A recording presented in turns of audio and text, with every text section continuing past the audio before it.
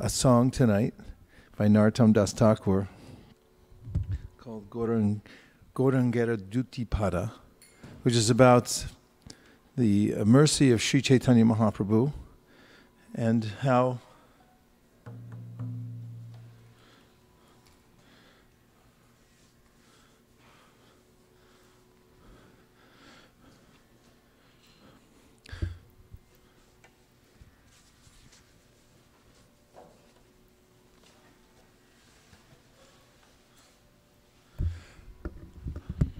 by accepting his lotus feet as one's only asset, then one can know the true essence of devotional service. This is a profound statement, but as is said in the Shastra, Yasya Devi Para Bhaktir Yatha Devi Tata Garo Tasyaite Katita Hyarta Prakashanti Mahatmanaha. That for one who has implicit faith in both the spiritual master and the Supreme Personality of Godhead, then the essence of Vedic knowledge is revealed. It's not something that comes by intellectual pursuit. Nayamatma pravachanena labdyo na medayana bahuna shutena yami vaisha vinute tena labdyas tasyaisha eva vravinute tanum swam. The Shastra also says that just by becoming an excellent speaker or by great intelligence or by much study, one can't come to understand the Supreme Personality of Godhead. But by devotion, finally, I get relief.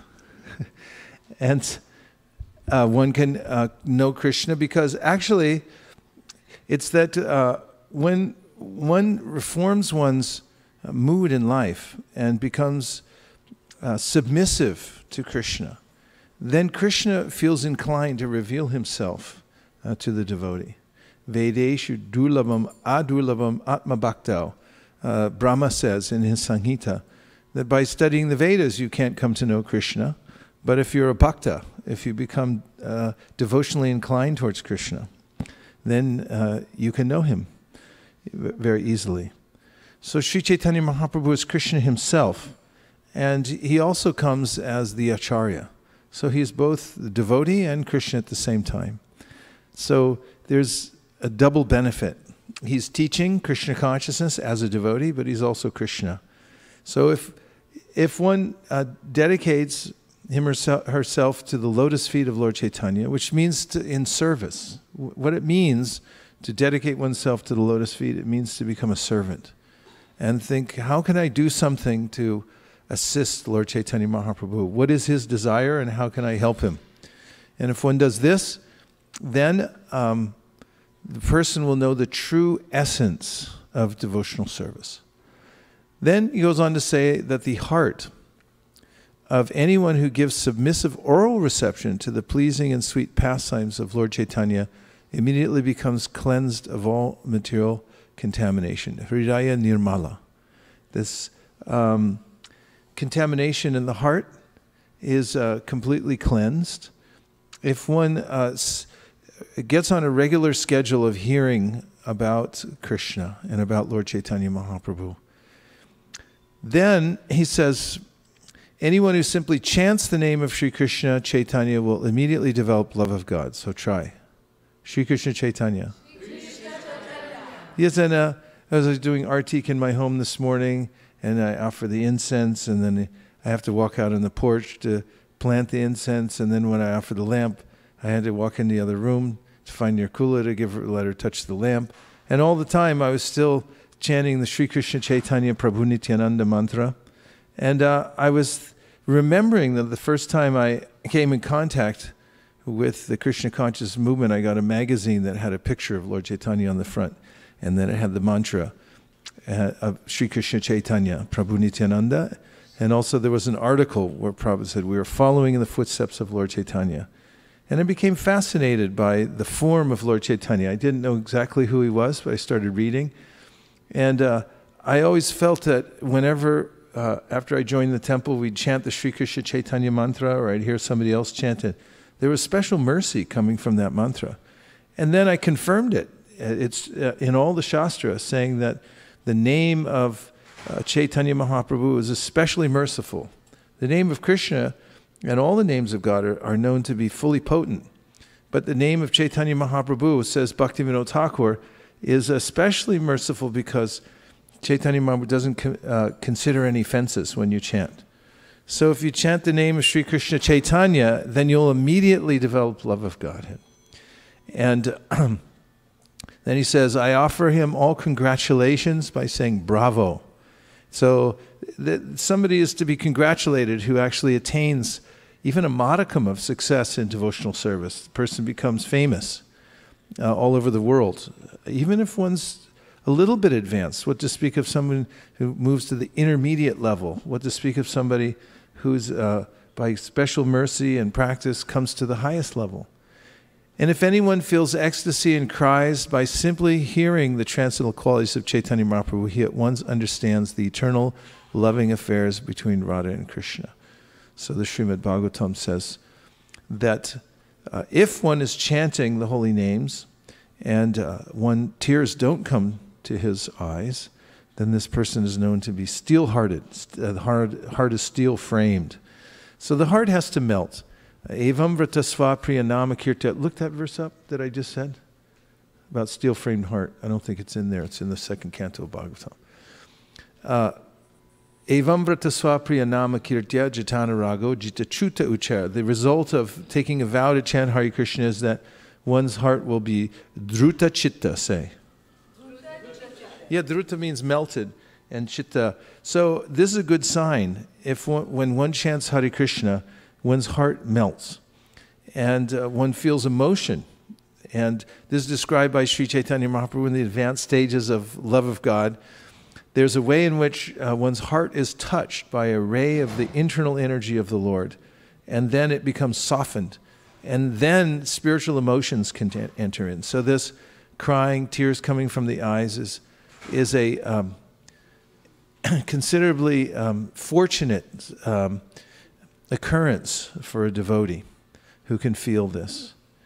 And so he's to be congratulated, and anyone who feels that ecstasy will understand. I'll come back to it. Anyone who has understood that the associates of Lord Chaitanya are eternally liberated souls immediately becomes eligible to enter into the abode of Krishna, the son of Nanda Maharaj in Vrindavan in his next birth. So the Chaitanya Mahaprabhu appeared in the world, and then he revealed that he was Krishna, the Supreme Personality of Godhead. And then, of course, all of his intimate associates then realized, well, if Krishna's here, all his associates must be here also. Then they realized, oh, we're all his associates. And Lord Chaitanya revealed their positions as his eternal associates also. However, anyone who enters into the Sankirtan movement and takes up association with the servants of the servants of the servants of Lord Chaitanya Mahaprabhu also, according to the song, becomes considered a Nitya Siddha. If anyone understands that there's no difference between Gauda Mandala, the place in West Bengal wherein Lord Chaitanya had his pastimes, and the transcendental abode of Sri Vrindavan, then he actually lives in Vrindavan. Because by worshiping Lord Chaitanya Mahaprabhu, then one can properly enter into Vrindavan. Otherwise, there's no access. Finally, this Gaura Prema Rasarnave, this is the ocean of Gauranga's Prema, his love for Krishna. If one sport, say She Tarange Jeba Dube, and if you take pleasure in the Sankirtan movement, if this is your life and soul, this is what you do in your life, and that you have no other ambition other than to become more and more involved in the Sankirtan movement of Lord Chaitanya Mahaprabhu by distributing love of God, then you become a confidential devotee of Sri Sri Radha Madhava. This is the great secret of the Sankirtan movement. And it doesn't matter which ashram you live in. Grihe Baba Nete Take Hagoranga Boledake. Have you heard that before? Yes. Does it stick in your mind? Yes. Yeah. Grihe Baba Nete Take Hagoranga Boledake. It means in the Grihe, if you live in a house, a little house or a big house, doesn't matter. Or if you live in the Banete, if you live in the Ban, in the forest, then either way, Hagoranga Boledake. If you live in either place, whether you're if you're a devotee and take part in the Sankirtan movement, then Narottam Das Thakur is considering you liberated. And he aspires for your association, as we should aspire for the association of all the devotees.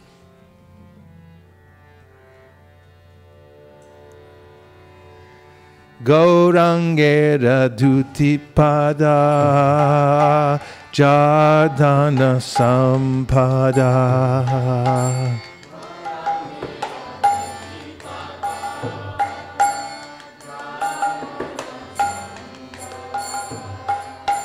Gaurangera Dutipada Jardana Sampada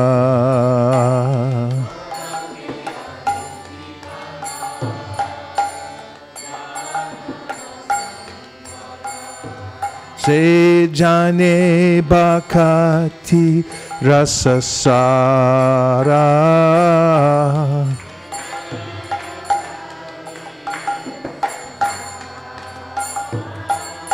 Se jane bhakti rasasara Se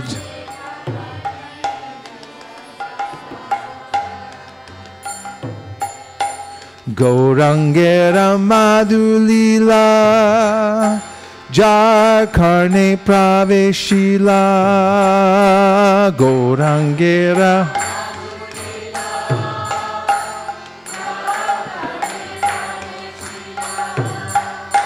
Gaurangera Madhulila Jar Karne Praveshila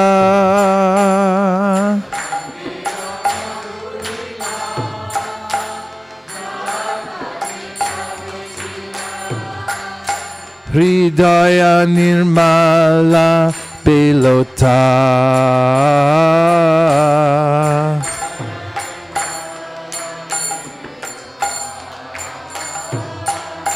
Hridaya Nirmala Belotara Hridaya Nirmala Jai Gauranger Namalo Tar Hoy Prima Doj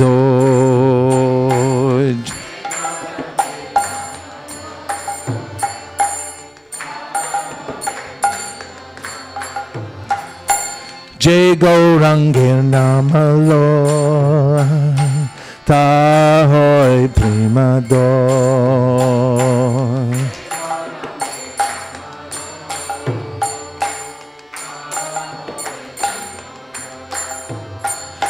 Tar Mui Jai Bolihari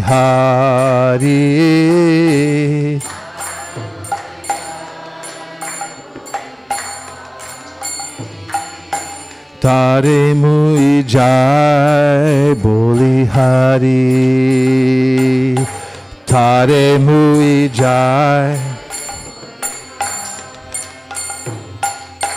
Gauranga Gunete Jure Nitya Lile Tare Spure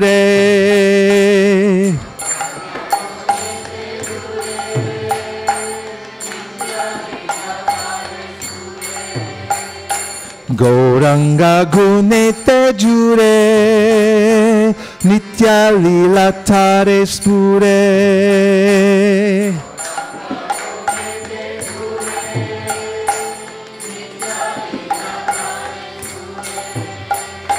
Se Janna Bhakti Arikari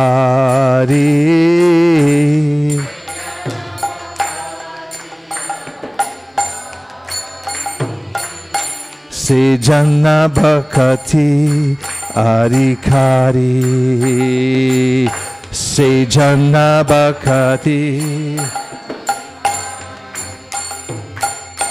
Gaurangera Sangi Gane Nitya Siddha Karimane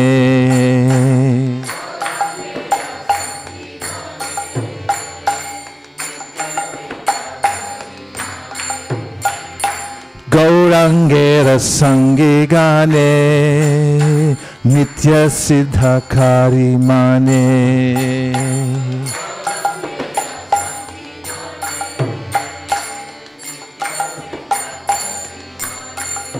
Se Jaya Vrajendra Sutapash.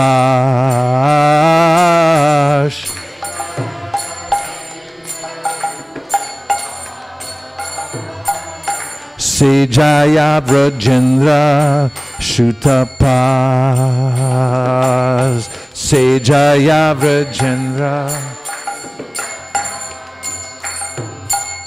Shri Gaura Mandala Bhumi Jeba Jane Chintamani.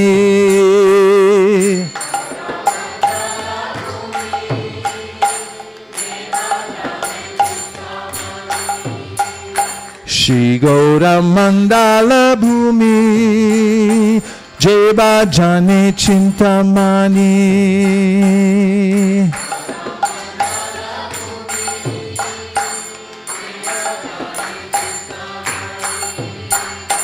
Tahoy Vraja Bhume Ba.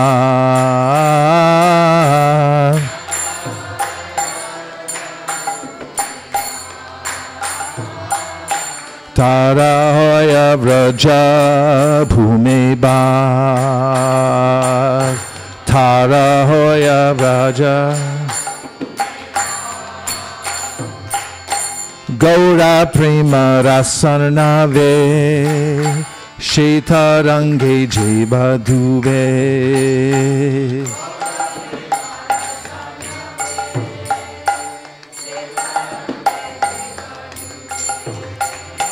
Gaura Prema Rasanave Shetarange Jeba Dube.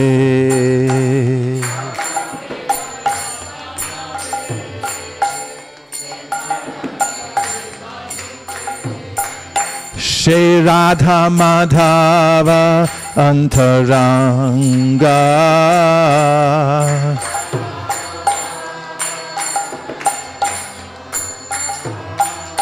Shri Radha Madhava Antaranga. Shri Radha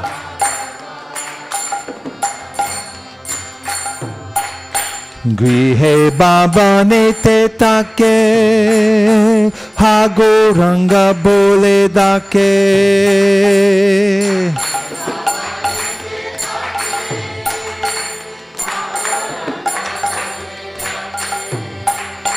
Grihe Baba Nete Take Hagoranga Bole Dake.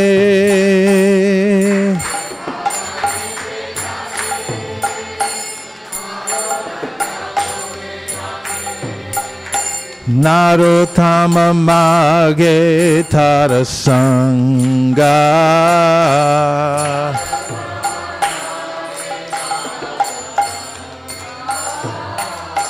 Narottama Mage Tarasanga.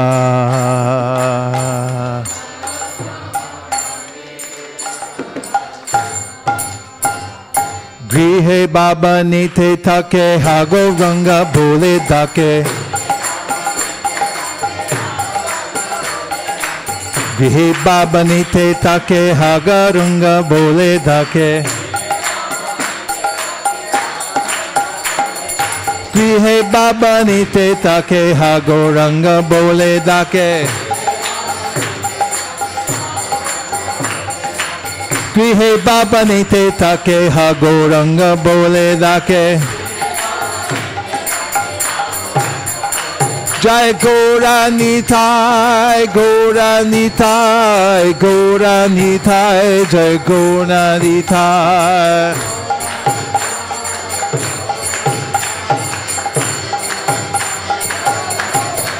Hare Krishna, Hare Krishna, Krishna Krishna, Hare Hare, Hare Rama, Hare Rama, Rama Rama, Hare Hare.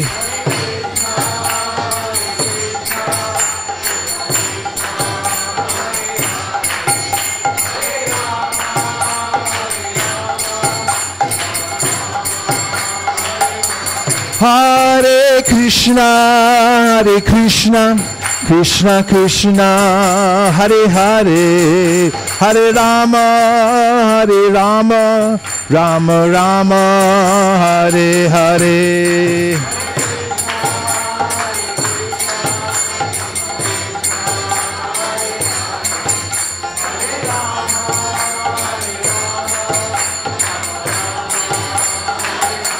Hare Krishna, Krishna Krishna, Hare Hare, Hare Rama, Rama Rama, Hare Hare, Hare Krishna.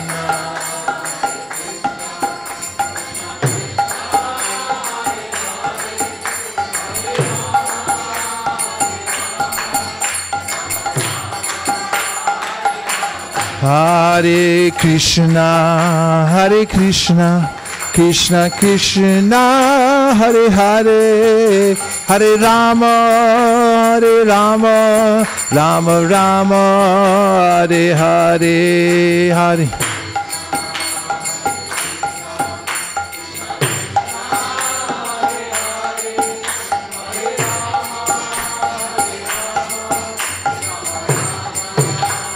Hare Krishna, Krishna Krishna, Hare Hare, Hare Rama, Rama Rama, Hare Hare.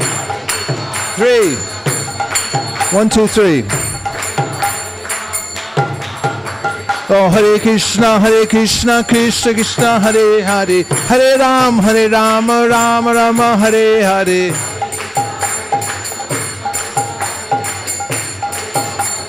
Nitai Gaura Hari Bol, Hari Bol, Hari Bol, Nitai Gaura Hari Bol.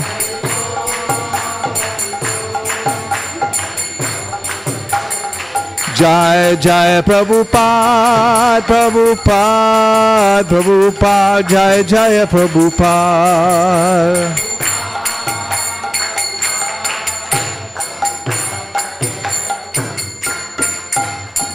Nitai Gaura Premanande.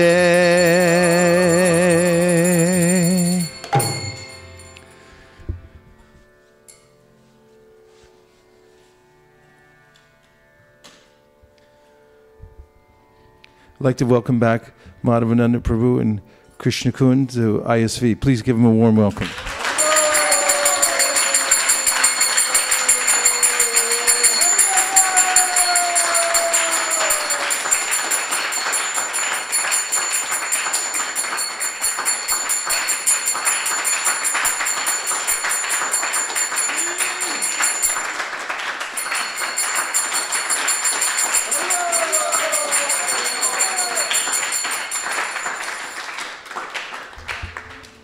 They'll be here all week.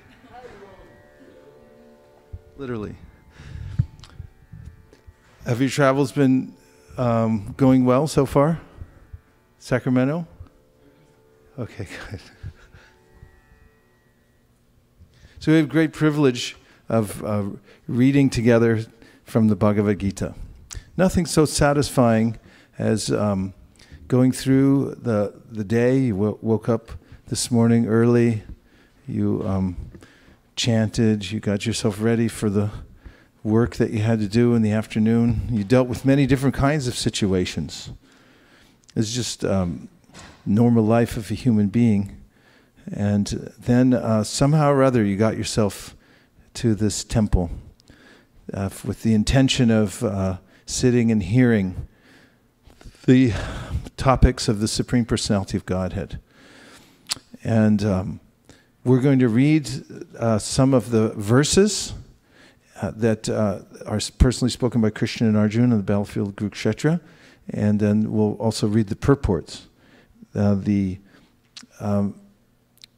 commentary, which is faithful to the teachings of the disciplic succession, which gives us the clear context through which we can understand exactly how to apply the direct words of Krishna's Supreme Personality of Godhead. And last week, we ended up near the end of the 5th chapter, and so we're taking up there again. And The last verse that we read was verse number 24. And so we're taking up at 525. Correct? Is everyone happy about this? Okay, good.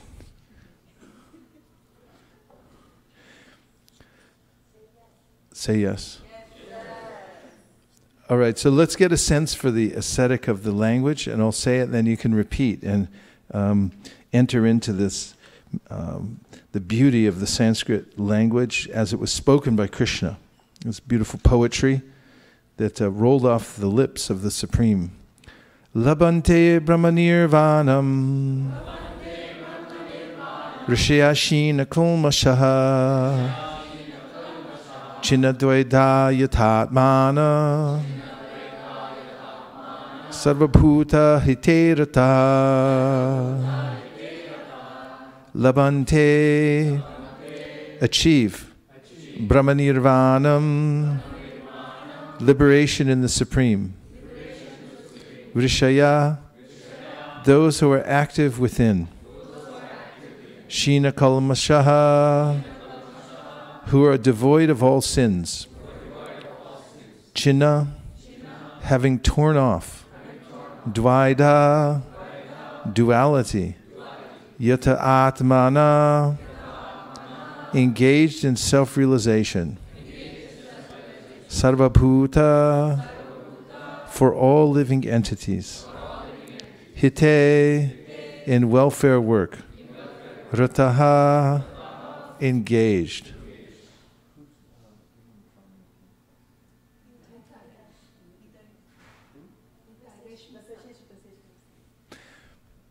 Translation, those who are beyond the dualities that arise from doubts, whose minds are engaged within, who are always busy working for the welfare of all living beings, and who are free from all sins, achieve liberation in the Supreme. Let's say it together. Those who are beyond the dualities that arise from doubts, whose minds are engaged within, who are always busy working for the welfare of all living beings, and who are free from all sins, achieve liberation in the Supreme. Srila Prabhupada's purport.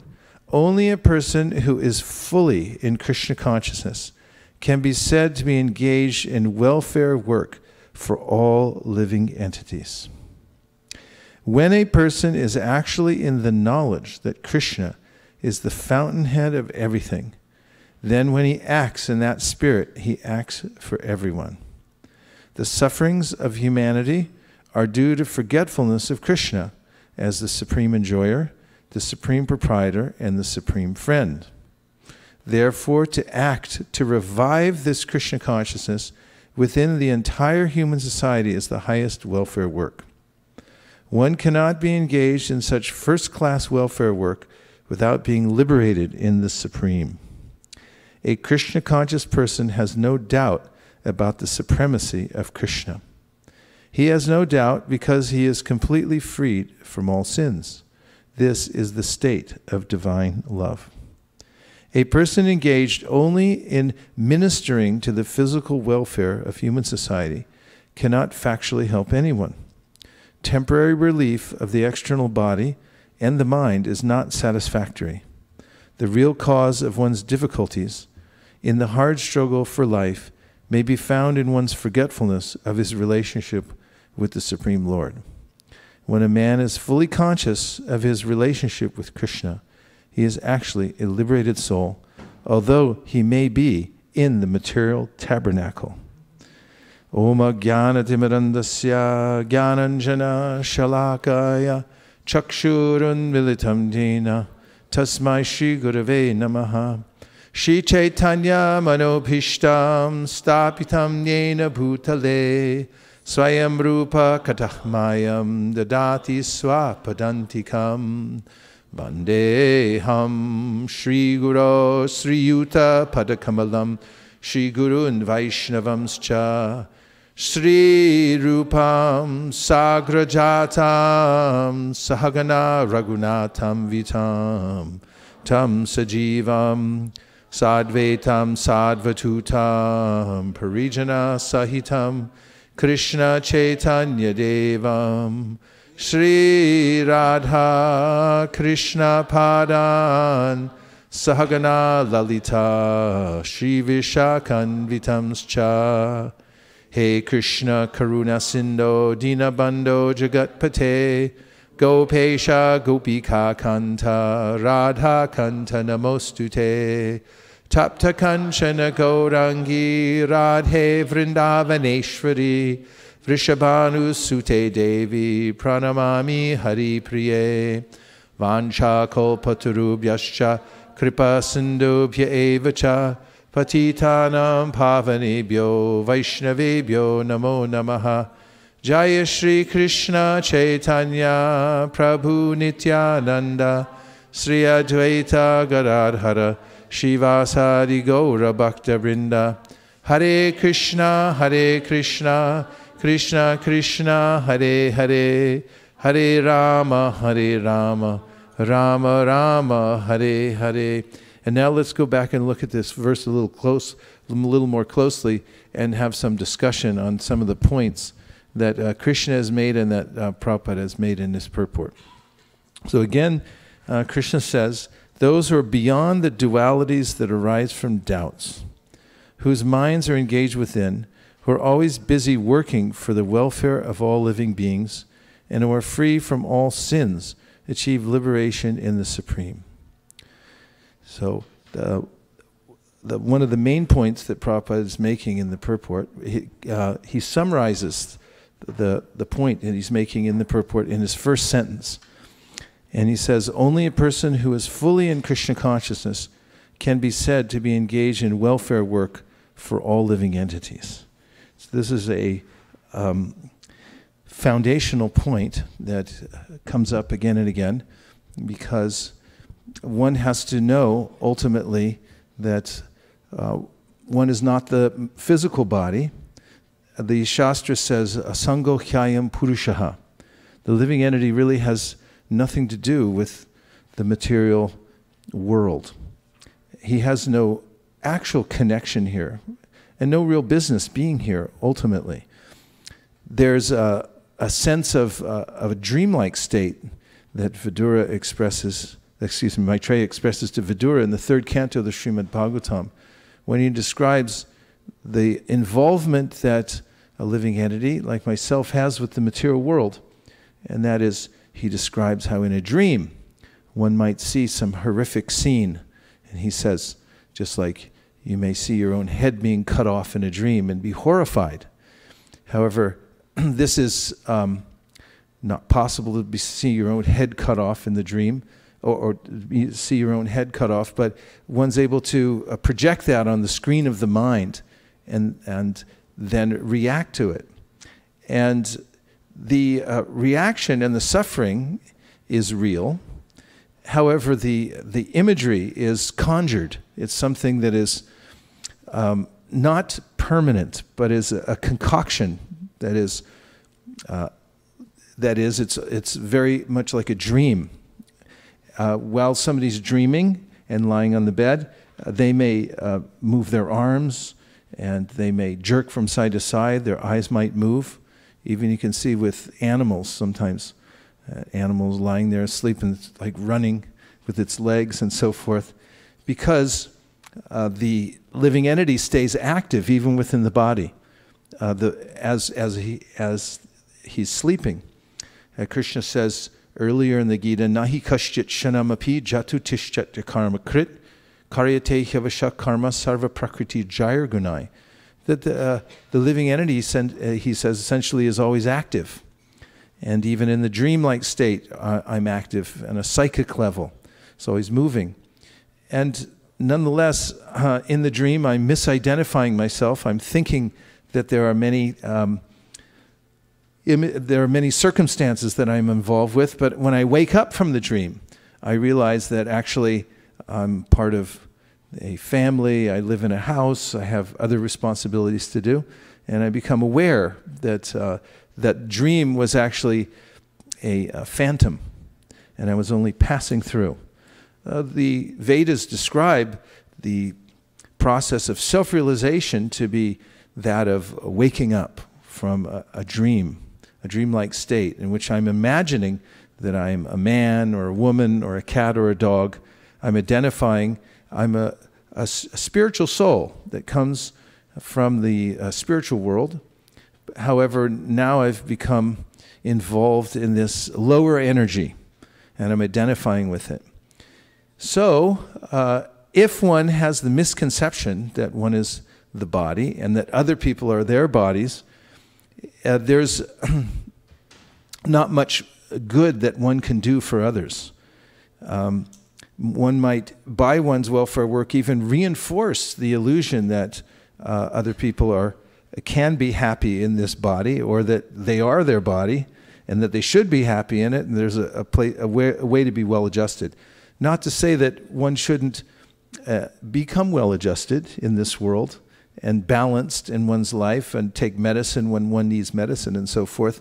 However, one should not at any time mistake the body to be the self, because it is, as Prabhupada mentions in the last line of this purport, our tabernacle.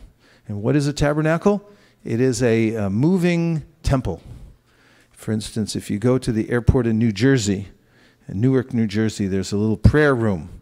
And there are various areas there. There's a place for Muslims to pray, and there's a place for Christians to pray. And in the corner of that little prayer room, there's a tabernacle. And by the way, it's a good place to chant japa, because not many people come in there.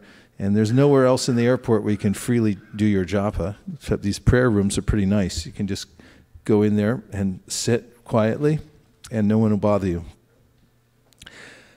The tabernacle is a little box in the corner, and as I'm chanting my japa in there, sometimes I see people come in and offer their prayers before the tabernacle. And in days of yore, nomads would carry that little box around, and within it is the essence of the Supreme, and they would worship there at that temple. So in a similar way, the Prabhupada's giving this metaphor that the human body, it's kind of a boxy-like thing, and it's a little container, and inside the soul. So it moves about, just like a tabernacle is portable. So similarly, this body's portable. And so in the same way, each human body is considered to be a moving temple, because the Supreme is there within the heart.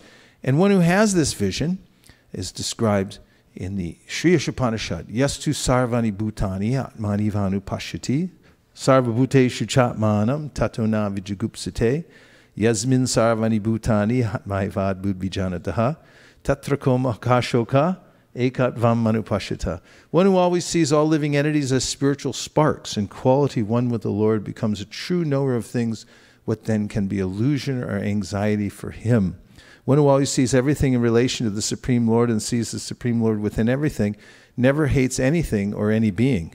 And probably if we wait 7 or 8 seconds, we'll see that very verse before our eyes by some kind of magic. It's possible. We might see it on the screen.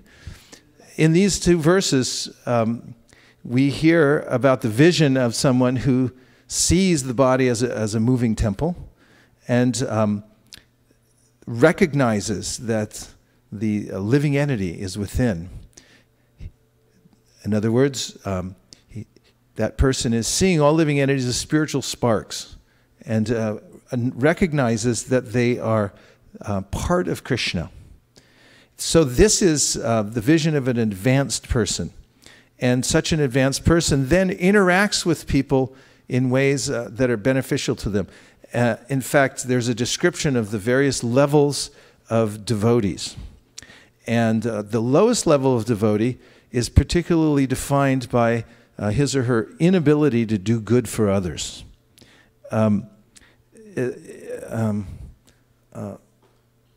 Verse? Sorry, how does it start? Huh? You're supposed to know what's in my head. Okay, so the Kanishta Adhikari. No, that's the Madhyama Adhikari. Acharyam eva harye pujam ya sharaye hate natad bhakteshu chanyeshu sabhakta prakrita smritaha. So this verse particularly says that a person who has entered into devotional service, who is still has a materialistic mentality, doesn't know how to, natad bhakteshu cha anyeshu, that such a person can't recognize advanced devotees, and also cha anyeshu, and doesn't also worship them, and also doesn't know how to do good for others. Cha anyeshu means for other living entities. It doesn't enter into their mental system that the scenario that living entities can be helped spiritually. And they go about their ritualistic practices and are unaware of doing good for others, as is the main theme of this verse, sarvabhuta hiterataha, which means to know how to do good for others, for other living entities. Nonetheless, however, the devotee who advances to the middle position, and of course there are various gradations in the middle as well, but as a definition, the middle is described as one who knows how to do good for others, because the vision is increased and one sees that there's actually an eternal living entity residing within the body that can be given help in connecting to the Supreme. So this verse says, Ishvare taradineshu balisheshu dusatsacha prema maitri kripopeksha yakaroti samadhyamaha. Madhyama means middle. And so it describes how this person sees various categories. One category is the person recognizes Ishvara or Krishna, that he sees there is a supreme controller. This is a very advanced consciousness because there are many living entities who are completely unaware that there is a supreme controller. And they may be confused about the whole issue, but the Majjhima Adhikari is not confused at all. Others who are confused for various reasons or reticent about entertaining the idea that there's a supreme are described by Krishna in the Bhagavad Gita, Vitaraga bhaya krodha, manmaya mamupashrita. So he says, he describes three kinds of attitudes or worldviews that prevent one from understanding or worshiping Ishvara. So one of them is that the person is very much attached to the objects of the senses and has a high degree of optimism about organizing his or her life in such a way as to permanently enjoy the material world. This is raga, unnecessary attachment to the world. And this obscures one's ability to worship the Supreme. One becomes very self-centered and forgets one's ultimate duty in life. And then bhaya means that a person becomes disappointed because the way the world moves can be quite disappointing. Do you agree with that? Can it be disappointing? Yes. It can be very disappointing, in fact, and there's a cumulative effect of staying in the world too long. And if you see somebody that's really bummed out, you can just know they've been here too long. Time to go get out of this place. They stay here too long, there's an impression that develops in the heart, which is known as bhaya. And it's a fear of actually having a personal relationship with anybody, what to speak of with God. So there's this idea that I just want to avoid everything. You say avoid, right? Avoid means, make something void. There's nothing, I want to avoid it.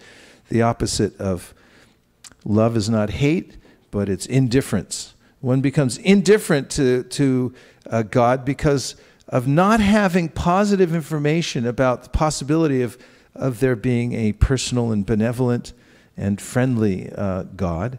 And then one becomes also disappointed by the way that individual relationships never work out. Even if they do work out, then we're separated from them. And therefore becomes fearful of the idea of there being a relationship with the Supreme, a personal relationship. And this is what Krishna says is a kind of attitude that a living entity can develop that prevents him or her from actually embracing the idea of Ishvara and getting excited about it and saying, yes, I'm glad there's an Ishvara, and I would like to have a part in offering giving my attention and worship to such a person. And then finally there's krodha, which means anger. And when a person hears too many philosophies which are fragmented, that is, they hear fragments of various philosophies which don't add up, and they're also not connected to any kind of philosophy or logic through which one can understand and appreciate that there's a supreme, one might become angry toward, this is krodha, angry towards the whole endeavor that people have towards trying to understand the supreme, and they might just say, there is nothing, and become angry with those who are endeavoring to understand Ishvara, the supreme controller.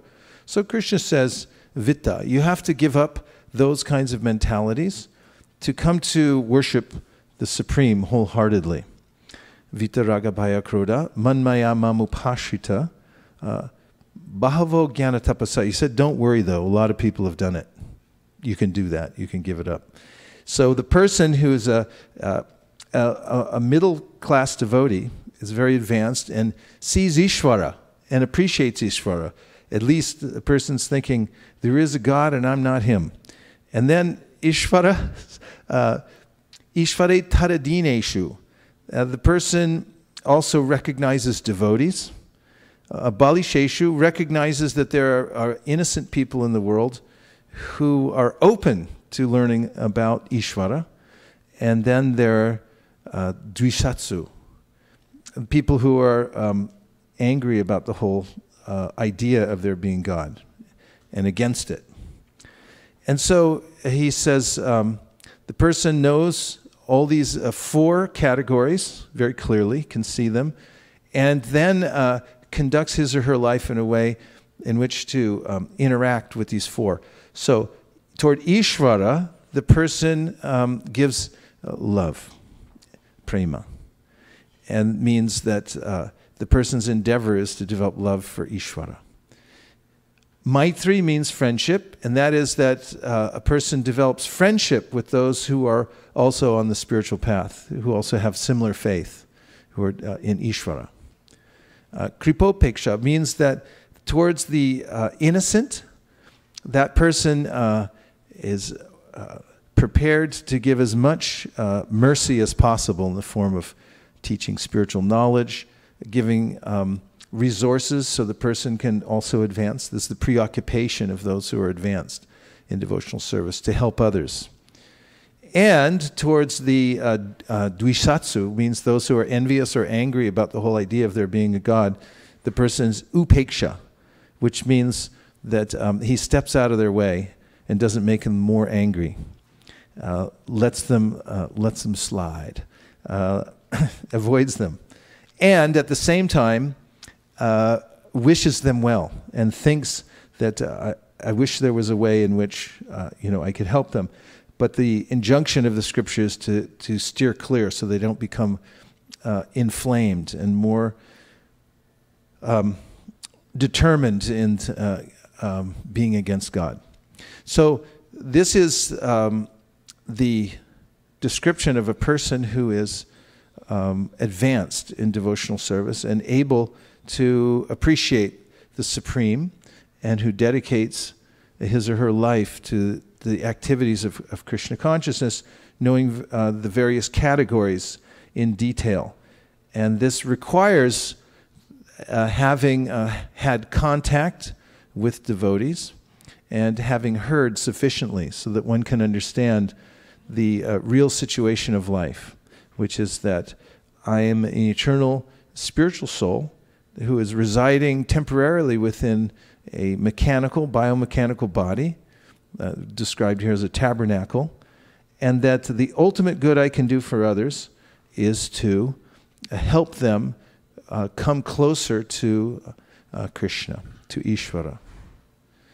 And also, one might also understand the futility of trying to help people on the material level, although that's not entirely against the nature of devotees. They have compassion even as people are suffering to provide them with whatever is necessary so that they can live somewhat of a balanced life and help them reduce their suffering so they can take to Krishna consciousness. For instance, Prabhupada in Mayapur, seeing some of the village children who were hungry, made a proclamation, nobody within 20 miles of an ISKCON temple should go hungry.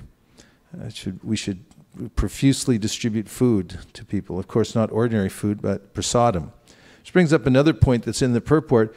Someone might say, yes, let me help people, I'll serve them food.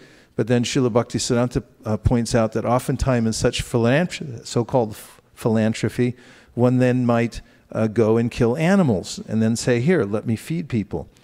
And in doing so, one might implicate oneself and the people who are eating the slaughtered animals in more karma, doing more harm than good.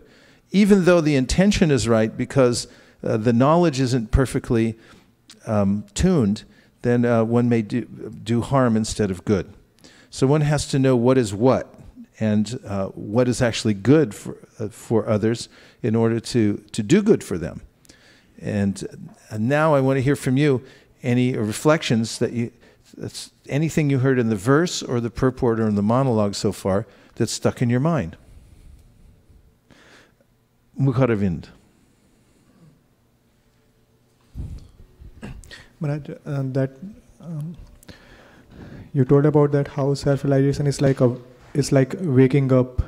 It's really such a great relief actually. Today night I saw some dream that I'm traveling in a train with some devotees, and then I don't know, somehow I got down the train and took the opposite train, and after 2 hours I realized no, I'm going in wrong direction, and then I should take the other train, and then suddenly I said, oh, I'm in dreaming, I'm not a actual situation, and I felt so relief. Wow, it's not actual situation. I don't have to fear anything, I don't have to take care of anything. It happened. So I was just thinking that it's such a great relief when we when we get the self-realization and that awakening happen. Yes, that experience is described. You can pass right to Bali behind you.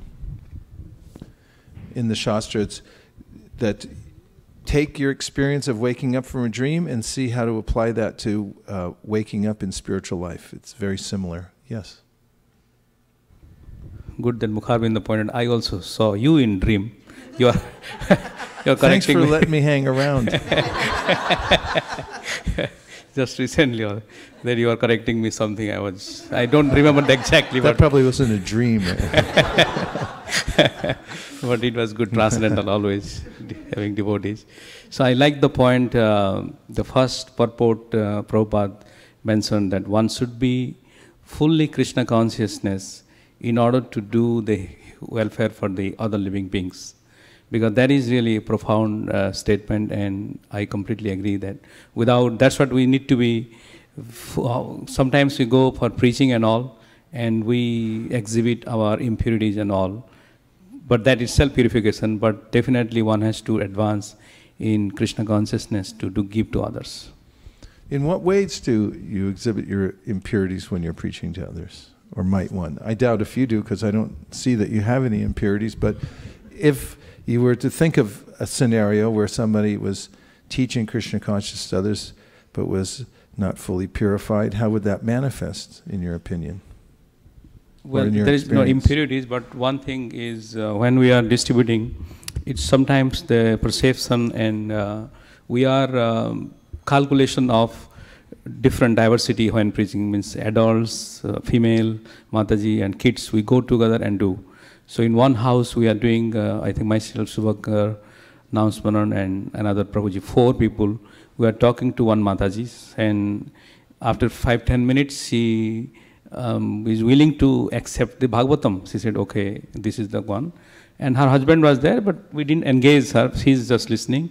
But after 15 minutes when he got the book, whole book, and inside kept it, and he came and he was charging to us, you guys are forcing my wife because she's innocent and she's a lady, and then we realized that really we are 4 adults, 4 men talking to one lady, and she said, she's like that, my wife is like that, and she just accepted, she doesn't know what she's talking about. And by her innocence, I said innocence is a good thing to, Krishna is willing that. But anyway, he was in a different mood, so we didn't argue much. I said, yes, it's our mistake. We apologize and we came back. But it is our own understanding. By gradually we know how to deal with similar situations. That's a good point. I mean, I don't see an impurity there, but I do see in the interaction with other people and trying to teach them Krishna consciousness, one deals with many subtleties through which one actually becomes purified and expert. And we see that Prabhupada writes in the verse, Mahat sevam dwaramahurva muktes tamo dwaram yoshitam sangi sangam mahantas te samachita prasanta vimanyavak surira sadhavoye. And in this verse, spoken by Rishabhadeva, he says that the way the door to liberation is by association with Mahatmas. And Mahatma is described in the verse as Vimanyava Surira Sadhavoye. The Vimanyava means that one is gentle, he doesn't become angry.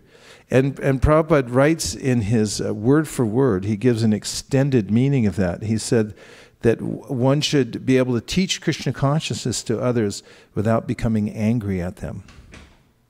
And in a later teaching of Rishabhadeva, in the same chapter, which is chapter 5, it's 5th canto, 5th chapter, he says that when one has dependents or disciples, one has to go on teaching them despite the fact that they cause one aggravation by not getting it or by not following properly. And so he said that one has to go on teaching again and again without becoming disturbed with them. So there is a case for those who are teaching Krishna consciousness to others. They can develop tolerance and so forth. And in the process of teaching, they become free from many impurities. If one is sincerely trying, one will be challenged by the very environment one goes out into, because obviously you're going to meet people that don't agree with you and may have various ideas. Counter ideas, and they'll present them in the process of speaking to them about these things. One clarifies the philosophy for oneself. In other words, unless one's challenged with the doubts of others and has to go back and research and search also within one's self to find the answers and to become very clear about them, then one doesn't come to this middle platform of devotional service. Because this is also described as a point at which one has very firm faith in Krishna consciousness. And this requires some purification and some experience in teaching Krishna consciousness and hearing about the philosophy of Krishna consciousness. Thank you for your points. Yes? I like the point in purport where how Prabhupada says the reason for our suffering, because we say that it's because of my work or my boss or my kids or so many people we think accept from us as reasons for our suffering. But here Prabhupada says that the real cause of one's difficulties in the hard struggle for life may be found in one's forgetfulness of his relationship with the Supreme Lord. So that stops everything and puts the responsibility on us that we can do something positive about our hard struggle and suffering.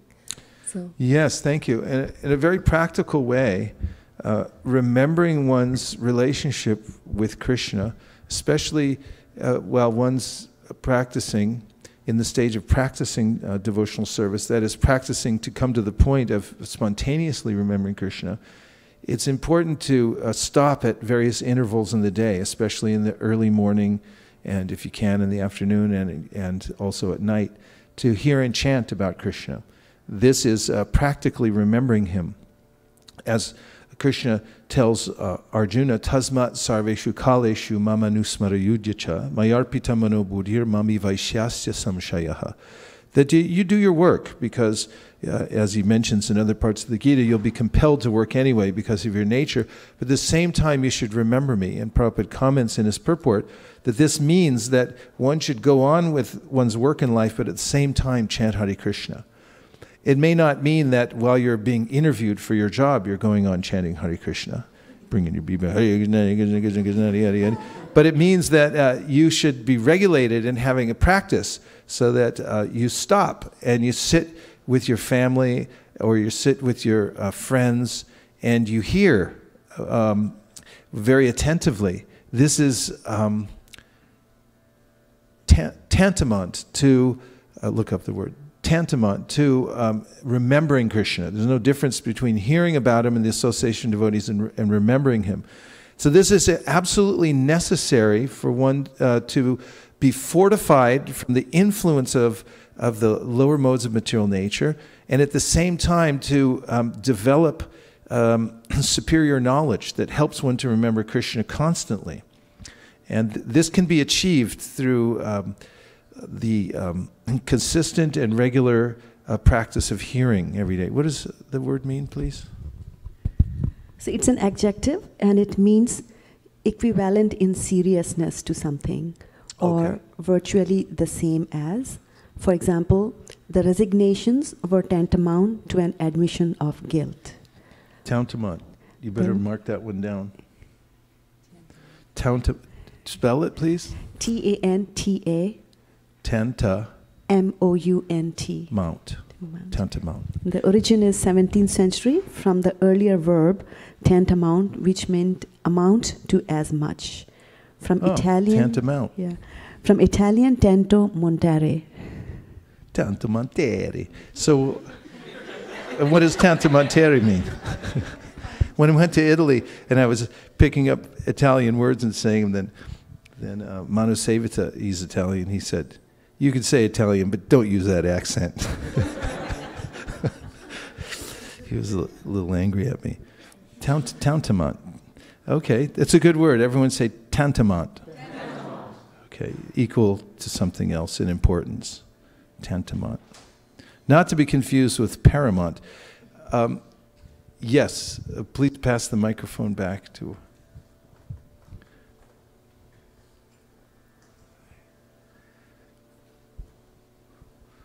I was thinking about the example of the airport and going in to chant your japa into the chapels that they offer at the different airports, and how there's a tabernacle, and that our body is also a tabernacle that we can carry around with us, knowing that Krishna is our best friend in our heart. And how at any time we can be there to help others remember God, but it is a real challenge because so many people have gotten frustrated with God realization from their different faiths and the different levels of understanding about who God is, or any kind of knowledge about God. And we're so fortunate as devotees because we have that depth, which most walks of life don't have that depth. And so people tend to not want to hear. I mean, even the word God makes them like, ugh, because they've gotten so frustrated. Yes, good point. And oftentimes, or more than often, majority of the time, the kind of relief that one can give others and bringing them closer in spiritual life isn't through a philosophical presentation. But it's more befriending people and heart-to-heart presentation, giving them gifts selflessly and so forth. When people feel the goodwill of another, they tend to want to know them more. And when they want to know them more, they open their heart to the things that the person knows. And through that, people generally, through this sangha, they become part of a group where they start to share the same values. And what sustains most people is their initial friendship that they make with the devotee. It's very difficult to make philosophical presentations and have them stick, because there are a lot of various alternatives that are available, especially in the Bay Area or any major place. But people can go anywhere and get a nice presentation about various philosophical points. And they do. For instance, if you look up on meetup.com, you could just make a circuit for yourself and go around to various spiritual, philosophical presentations and do one a week. And then just keep the circuit going and never really attach yourself to any particular tradition or discipline. It's altogether possible. What I find is that when somebody meets a devotee who's deeply practicing and is impressed by that person and feels a kinship with such a person, then there's a kind of appreciation, which is a form of budding faith in the process. Faith means that there's something special awakening with the heart of that person. It comes after having unknown association with devotees. In other words, I don't know exactly what a devotee is, I don't know what devotional service is, but I do know I like this person and I'm impressed by him or her. And therefore, I have an attraction. And then from that sadhu sangha, there is a little awakening of shraddha, or faith. Shraddha actually means where you put your heart. Shraddha means the heart, and da is an active verb, which means where you place something. And you put your heart into it and think, well, if they're into it, then I'd like to be into it too, whatever it is. And then the heart opens and one begins to make advancement in devotional service by sadhu sangha. Sadhu sangha means that one associates with devotees. And then one makes a decision that I'll do this also, and then begins to pay particular attention to the philosophy. So generally it's a more heart-to-heart kind of connection that people take to. There are a few very intellectually oriented devotees that I know that were not interested in sadhu sangha, but who were very interested in the philosophy. However, they're very rare. they're oriented in that direction. The philosophy tends to come in and then fortify the feeling one already has towards the devotees. One feels like these people are good, they're nice, their qualities are nice, I like what they're doing. And then when they hear such a person hears the philosophy systematically, or even intermittently, one then begins to have what changes from this kind of emotional faith to a well-reasoned faith. One begins to think like, well, not only do I like it, but it also makes sense. It makes sense. And this is necessary to have these things together. And then one starts to develop shraddha, or faith in the scripture itself. And this is a very fortunate situation, because then one can spend time, for instance, with the Bhagavad Gita and have a feeling of direct communion with the Supreme, that he's speaking directly to me and so forth. And then one starts to get real traction in spiritual life. A few more reflections? 1, 2, 3. So this is Vaikuntha Nayak Prabhu from India. Vaikuntha Nayak. Wow, this is a banner night. Dandavats Maharaj, all glories to Srila Prabhupada. I like the point on how being exposed to too many philosophies can make one angry and take us away from Krishna. I believe it's another form of atyahara. Also, I was reminded of how Radhika Raman Prabhu had mentioned that we need to read other philosophies or points of view to the extent that it helps me in my service. Yes, the Goswamis, the direct disciples of Sri Chaitanya Mahaprabhu, bring out verses from the Bhagavatam, and also have composed original verses which say, don't become a bookworm. Means don't read many, many books in order to make an excellent presentation, just to show that you know everything. The intention of reading the Shastra should be to come closer to Krishna. In fact, one godbrother of mine, Rishabhadev, who was leaving his body due to cancer, met with a group of other godbrothers, and in his final days, some of his realizations, and oftentimes when people are leaving or know they're going to leave soon, the realizations are kind of direct and raw and profound. So he said, his comment was, don't read Prabhupada's books just for the knowledge, but read them to have association with Prabhupada and become deeper in your devotional service. Thank you, Vaikuntha Nayaka. Great to hear from you. Yes. Hare Krishna Maharaj. I realized from your discourse today that if there are no tears while chanting, you said, one has a steel-framed heart, which is my condition. So that was a good point to learn, and that having dhruta chitta is essential. So. Yes, and now we'll look at that verse.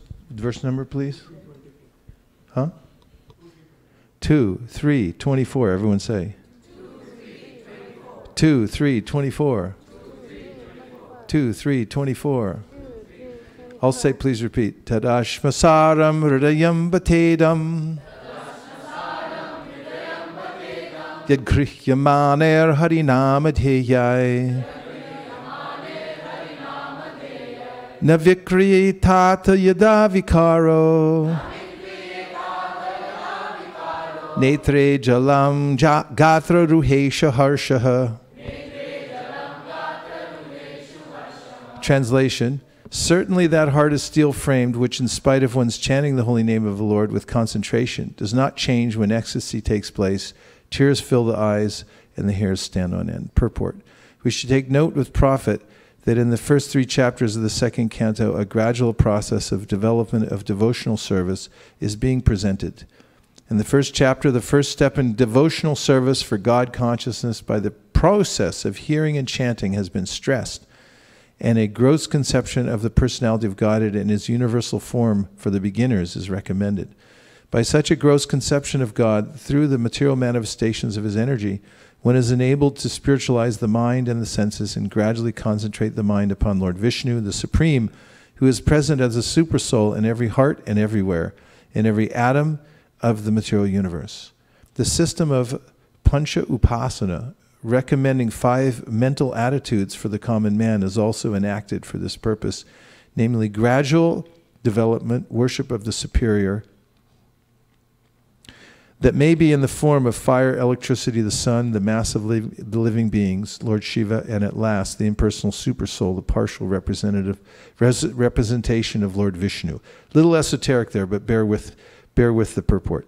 They are all nicely described in the 2nd chapter, but in the 3rd chapter, further development is prescribed after one has actually reached the stage of Vishnu worship or pure devotional service, and the mature stage of Vishnu worship is suggested herein in relation to the change of heart.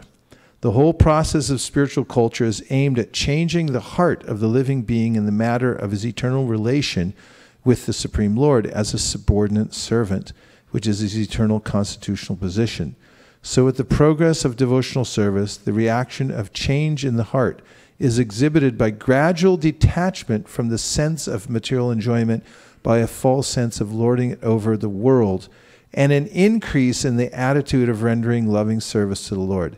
Vidhi bhakti, or regulated devotional service by the limbs of the body, namely the eyes, the ears, the nose, the hands, and the legs, as already explained herein before, is now stressed herein in relation to the mind, which is the impetus for all activities of the limbs of the body. Beautiful sentence. It is expected by all means that by discharging regulated devotional service, one must manifest the change of heart. If there is no change, the heart must be considered steel-framed, for it is not melted even when there is chanting of the holy name of the Lord. We must always remember that hearing and chanting are the basic principles of discharging devotional duties. And if they are properly performed, there will follow the reactional ecstasy with signs of tears in the eyes and standing of the hairs on the body. These are natural consequences and are the preliminary symptoms of the bhava stage, which occurs before one reaches the perfectional stage of prema, love of Godhead. If the reaction does not take place, even after continuous hearing and chanting of the holy name of the Lord, it may be considered to be due to offenses only. That is the opinion of the Sandarbha. In the beginning of chanting of the holy name of the Lord, if the devotee has not been very careful about evading the 10 kinds of offenses at the feet of the holy name, certainly the reaction of feelings of separation will not be visible by tears in the eyes and standing of the hair on end. The bhava stage is manifested by 8 transcendental symptoms, namely inertness, perspiration, standing of hairs on end, failing of the voice, trembling, paleness of the body, tears in the eyes, and finally trance. The Nectar of Devotion, a summary study of Srila Rupa Goswami's Bhakti Rasamrita Sindhu, explains those symptoms and vividly describes other transcendental developments, both in steady and accelerating manifestations. Prabhupada's words are poetical. Srila Vishwanath Chakravarti Thakur has very critically discussed all these bhava displays in connection with some unscrupulous neophytes imitating the above symptoms for cheap appreciation. Not only Vishwanath Chakravarti, but also Srila Rupa Goswami treated them very critically. Sometimes all the above 8 symptoms of ecstasy are imitated by the mundane devotees, prakrita sahajas, but the pseudo-symptoms are at once detected when one sees the pseudo-devotee addicted to so many forbidden things. Even though decorated with the signs of a devotee, a person addicted to smoking, drinking, or illegitimate sex with women cannot have all the above-mentioned ecstatic symptoms. But it is seen that sometimes these symptoms are willfully imitated, and for this reason Srila Vishwanath Chakravarti accuses the imitators of being stone-hearted men. They are sometimes even affected by the reflection of such transcendental symptoms, yet if they still do not give up the forbidden habits, then they are hopeless cases for transcendental realization. When Lord Chaitanya met Srila Ramananda Roy of Kavaur on the bank of the Godavari, the Lord developed all these symptoms, but because of the presence of some non-devotee brahmanas who were attendants of the Roy, the Lord suppressed these symptoms. So sometimes they are not visible even in the body of the first-class devotee for certain circumstantial reasons. Therefore, real steady bhava is definitely displayed in the matter of cessation of material desires, shanti, utilization of every moment in the transcendental loving service of the Lord, avyarta kalatvam, eagerness for glorifying the Lord constantly, namagani sadaruchi, attraction for living in the land of the Lord, pritis tad visatistale, complete detachment from material happiness, virakti, and pridelessness, mana shunyata. One who has developed all these transcendental qualities is really possessed of the bhava stage, as distinguished from the stone-hearted imitator of or mundane devotee. The whole process can be summarized as follows. The advanced devotee who chants the holy name of the Lord in a perfectly offenseless manner is friendly to everyone, and is friendly to everyone, can actually relish the transcendental taste of glorifying the Lord. And the result of such realization is reflected in the cessation of all material desires, etc., as mentioned above. The neophytes, due to their being in the lower stage of devotional service, are invariably envious, so much so that they invent their own ways and means of devotional regulations without following the acharyas. As such, even if they make a show of constantly chanting the holy name of the Lord, they cannot relish the transcendental taste of the holy name. Therefore, the show of tears in the eyes, trembling, perspiration, unconsciousness, etc. is condemned. They can, however, get in touch with a pure devotee of the Lord and rectify their bad habits. Otherwise, they shall continue to be stone-hearted and unfit for any treatment. A complete progressive march on the return path home, back to Godhead, will depend on the instructions of the revealed scriptures directed by a realized devotee. Full meal for you there. Read the whole purport, and it's important to consider this verse, the essence of which is to note that one should not practice something without getting a result. And this requires avoiding offenses while chanting and giving one's full attention to the process so that one can advance in devotional service. And this will be directly perceived, as the Bhagavatam says, Bhakti parishanu bhavu viraktir anyata traisa trika eka kala prapadya manase yatasnata sus tusti pushti shud apayonugasam, which compares the process of devotional service to eating. When you're hungry and you feel nourishment, satisfaction, and your hunger goes away. In a similar way, when you properly perform devotional service, you'll experience bhakti for yourself, which means your natural attraction for worshiping the Lord. Anubhava, you'll see the Lord for yourself directly within everything. And very importantly, you'll also experience virakti anyatra, which means detachment for all things that aren't related to devotional service of Krishna. And very fortunately, we saw in this verse that there are a catalog of symptoms that you can compare your own self to, or your own qualities to, that are given by Sri Chaitanya Mahaprabhu to Srila Sanatana Goswami in his teachings in the Chaitanya Charitamrita, chapter 22. You can read all the details there, but there's symptoms that will become manifest in one whose heart is actually becoming soft, as we mentioned before, through the process of devotional service. And there are very definite symptoms that are mentioned there. Shantir avyarta kalatvam, and these have to do with the stilling of material desires and the not wanting to waste any time. The main interest is not the main interest, really the only interest. Tasmad ekena manasa, one pointed attention on devotional service, and one feels that if a moment is lost, it's a great waste. I've wasted a very valuable asset. And all those are cataloged, so Prabhupada urges us to see those and to notice these as signposts, how we're advancing in devotional service. We have a couple more minutes for a few comments before we have the main act of the night, which is Nitai, who's going to give the 5-minute Gita class. Yes?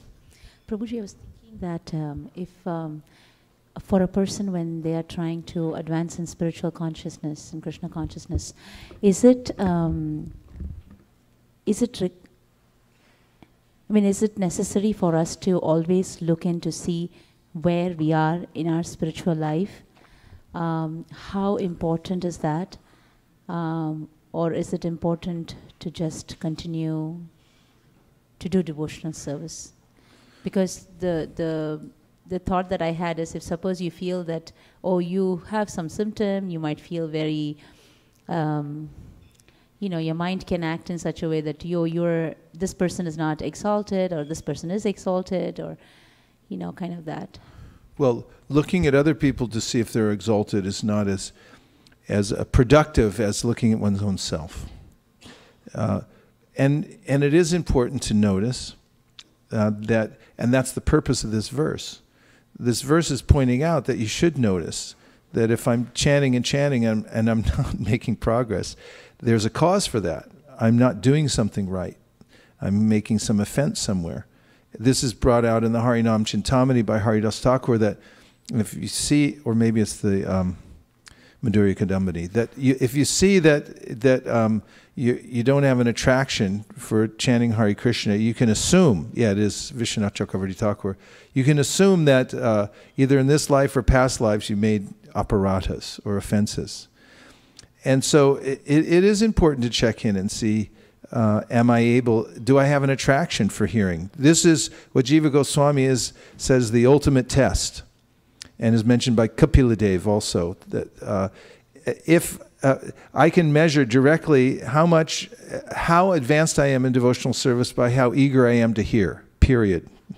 If I'm interested in hearing, if it's something that attracts my mind, then to that degree I'm advancing. We should notice that and see. Just like with your health, of course, after a certain age, you have to go in for a yearly checkup. Of course, everyone should. People have to go in because you never know what's creeping up in the material body. Anything could be happening unless you go to an expert and look and see. Colonoscopy, for instance. A lot of people die of colon cancer. It's a slow-growing cancer, but they never looked for it, so they didn't find it, and they just one day realize it's spread all over, and it's too late. So you have to monitor things. And in the process of devotional service, we should look in and see how we're doing, and as we're practicing. And that might also be not only our own introspection, but taking help from mentors who can notice our particular modes of worship and how we're doing. And we can compare notes with peers also. This is kuya makyati prichyati. This should be an active investigation to see how I'm progressing in devotional service. And one can always make adjustments And it's necessary throughout our lives because we're always changing where we are and how we're moving in the world. So we should always be adjusting ourselves towards the process of surrender. We may get comfortable at a certain point and then stop making advancement. That's known as a plateau. It's easy to get comfortable and then not have that impetus to move forward. After all, we should have eagerness. We should be hungry to move forward. And if we find ourselves becoming complacent, for instance, Vishwanath Chakravarti Thakur says a devotee may advance in devotional service and pass the first stage, then comes into the second stage where it actually is advanced. And then people start to notice. And then everyone wants to come and be with that person and give accolades and so forth. Then the person may become swept away and think like, well, okay, this is good enough. Who needs prema when I got this? And then like my Mridanga teacher, Akinchana Krishna Prabhu always says, he says in the practice of Mridanga, he said, when you think you're done, you're done.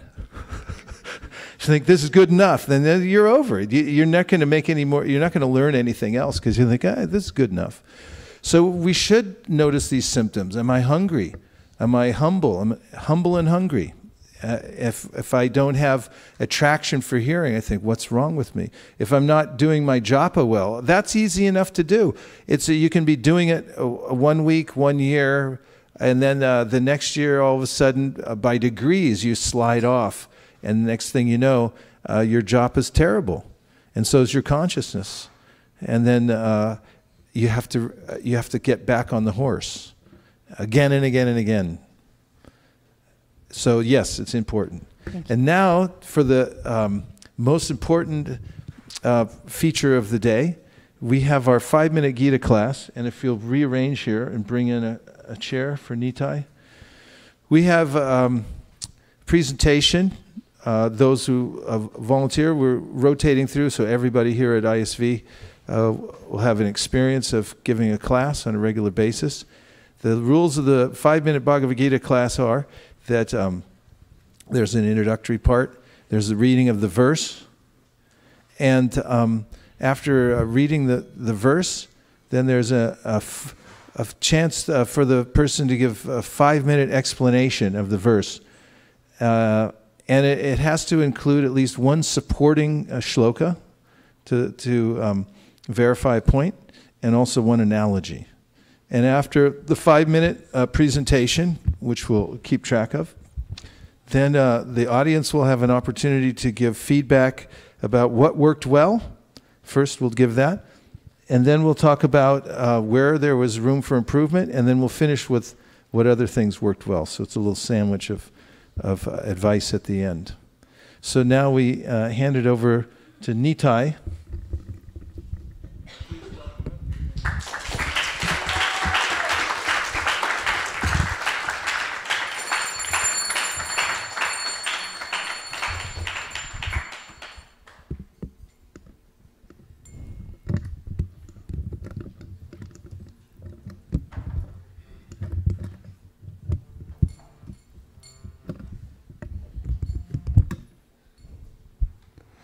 Jaya Radha Madhava Kunja Bihari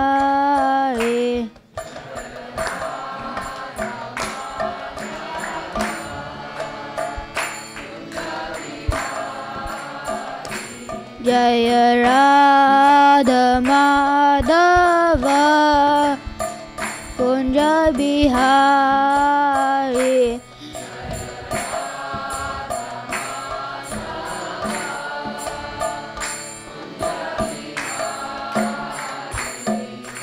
Gopi Jana Vallabha Givardhari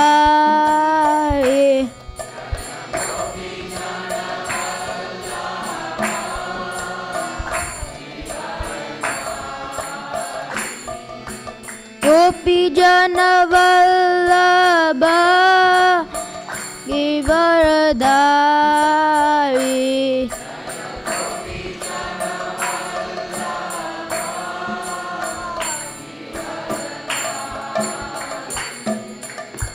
Yashodanandana Braja Janardana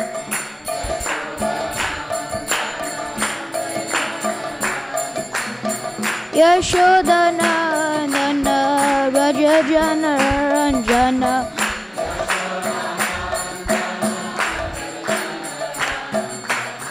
Yamuna Tira Vanachari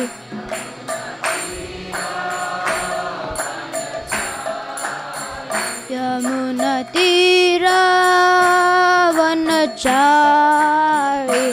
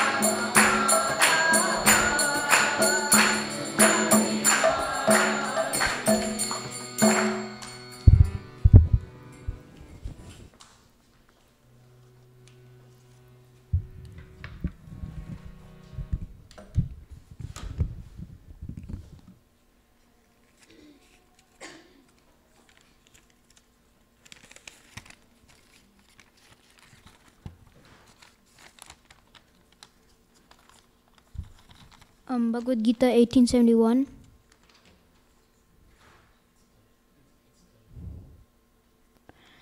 Shraddhavananusuyascha Shrunuyadapi yo naraha Sopi mukta shubhalokan Prapnuyat punya karmanam. Synonyms: Shraddhavan, faithful, Anusuyaha, not envious, Cha, and Shunayat, does hear, Api, certainly, Yaha, who, Naraha, a man, Saha, he, Api, also, Muktaha, being liberated, Shubhan, the auspicious, Lokan, planets, Prapnuyat, he attains, Punyakarmanam, of the pious. Translation: and one who listens with faith and without envy becomes free from sinful reactions and attains to the auspicious planets where the pious dwell. Purport: in the 67th verse of this chapter, the Lord explicitly forbade the Gitas being spoken to those who were envious of the Lord. In other words, Bhagavad Gita is for the devotees only. But it so happens that sometimes a devotee of the Lord will hold an open class, and in that class not all students are expected to be devotees. Why do such persons hold open class? It is explained here that although not everyone is a devotee, still there are many men who are not envious of Krishna. They have faith in him as the Supreme Personality of Godhead. If such persons hear from a bona fide devotee about the Lord, the result is that they become at once free from all sinful reactions, and after that attain to the planetary system where all righteous persons are situated. Therefore, simply by hearing Bhagavad Gita, even a person who does not try to be a pure devotee attains the result of righteous activities. Thus, a pure devotee of the Lord gives everyone a chance to become free from all sinful reactions and to become a devotee of the Lord. Generally, those who are free from all sinful reactions, those who are righteous, very easily take to Krishna consciousness. The word Punya Karma Nam is very significant here. This refers to the performance of great sacrifices like the Ashwamedha Yajna mentioned in the Vedic literature. Those who are righteous in performing devotional service but who are pure can attain the planetary system of the pole star or Dhruva Loka, where Dhruva Maharaj is presiding. He is the great devotee of the Lord, and he has a special planet which is called the pole star.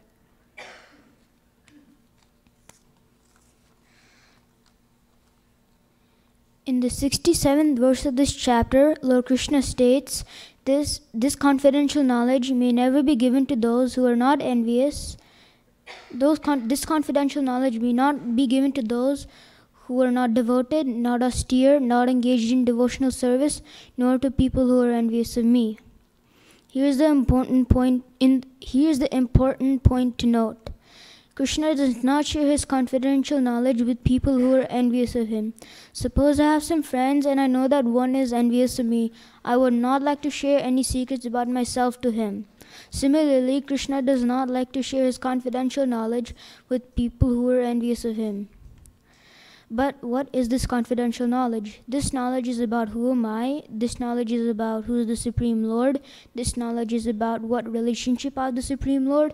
So the extent we allow envy to reside in our heart, to that extent Krishna does not let us understand who he is.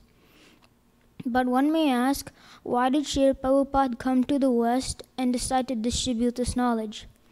Why do we discuss Bhagavad Gita openly, and why did he ask us to distribute his books? The reason is given in this purport that even though one may listen to his lectures and read his books, they may not be pure devotees yet, but since they have the faith, we'll use that faith and encourage them to become devotees. That will be the beginning of their Krishna consciousness. In the 3rd chapter of the Bhagavad Gita, Lord Krishna states, Ye me matam medam nityam anutishtanti manavaha shraddhavanta nashrayanto mochyante pikarma bihi. Translation: those persons who execute their duties according to Krishna's desire and follow the teachings faithfully, they will be free from material bondage. In the purport to this verse, Srila Prabhupada mentions, in the beginning of Krishna consciousness, one may not follow the regulative principles. But if they work sincerely without defeat and hopelessness, they will surely be promoted to the stage of pure Krishna consciousness. So the important words here are without defeat and hopelessness. One good example is Dhruva Maharaj from the 4th canto of Srimad Bhagavatam. Dhruva Maharaj was only 5 years old, and Mother Saruchi did not let him sit on his father's lap. Mother Saruchi said that only if you ask Lord Krishna to be born from my womb, then you will be able to sit on your father's lap. Dhruva Maharaj got really upset with this and went to his home where Mother Suniti was. Mother Suniti instructed him to go to the forest and pray to Lord Krishna. So Dhruva Maharaj said that I will have a greater king than my great-grandfather, Lord Brahma. So Dhruva Maharaj went to the forest, and Lord Krishna sent Narad Muni to test him if he's really determined. Dhruva Maharaj showed all the signs of fearlessness and hopefulness. So Narad Muni gave him the secret mantra, and Dhruva Maharaj got to see Lord Krishna face to face. Coming back to the last point, if one is righteous and he cannot finish his Krishna consciousness on this material world, he can go to Dhruva Loka, or the pole star where Dhruva Maharaj is king, and he can finish their Krishna consciousness there. In conclusion,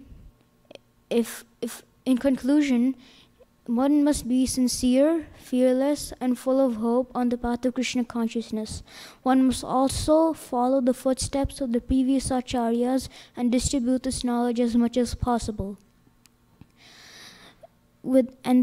Then when they're free of envy, they can perfect their Krishna consciousness and then go back home, back to Godhead. Thank you, Hare Krishna.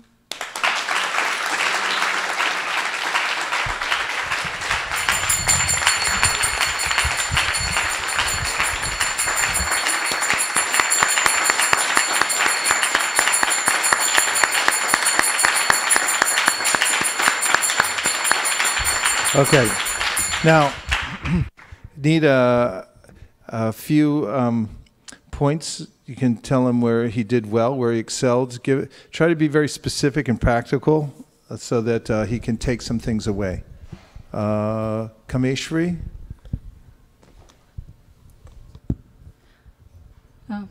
Hare Krishna.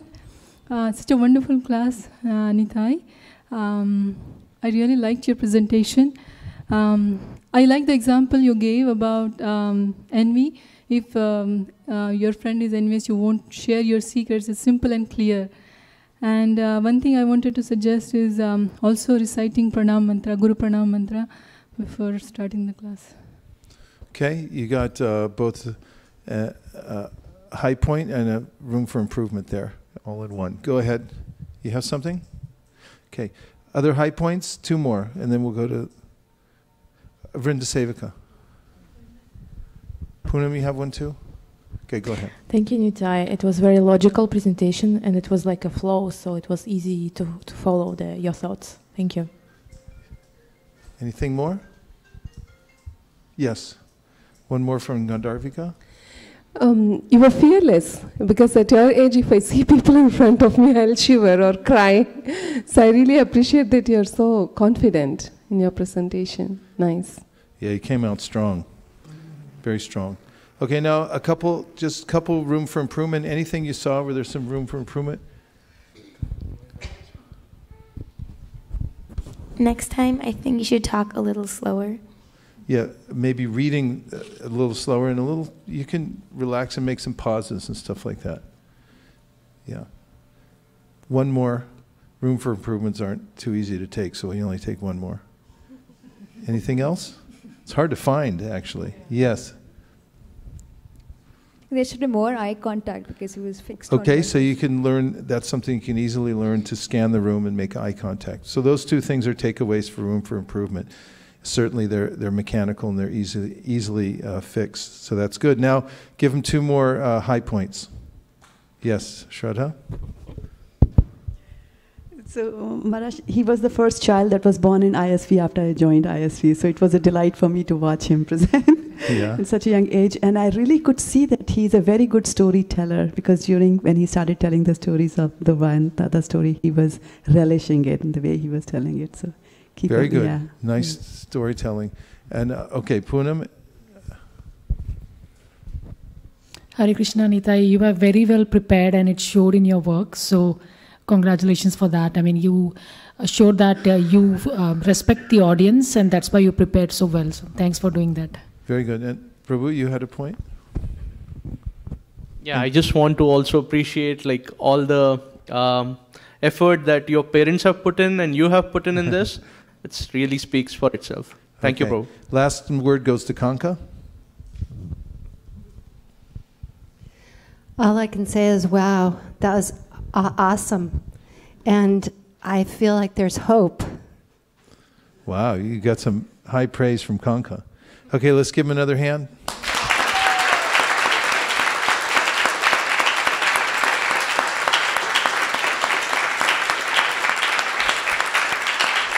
Okay. Looks like you got a bright future in teaching Krishna consciousness all over the world. Now we're going to move all the asanas and everything so we can have a dance floor available. And I have an early flight to Japan in the morning. And so if you'll kindly excuse me, I have to make an early exit so I can go home and get the last things ready. You know, the last minute. If it wasn't for the last minute, I wouldn't get anything done. And I'll be missing all of you very much. It's really hard for me to leave. And I will be counting the days until we can come back and see you. And then I'll have a longer stretch here, hopefully in April, from what I understand, what I've been told. So please take care of each other and cooperate to spread Krishna consciousness. Lord Chaitanya will be pleased with you. Thank you.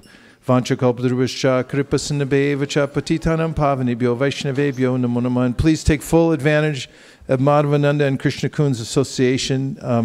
They're here for a reason, to bestow upon us the highest kind of Krishna Katha. Thank you. Hare Krishna.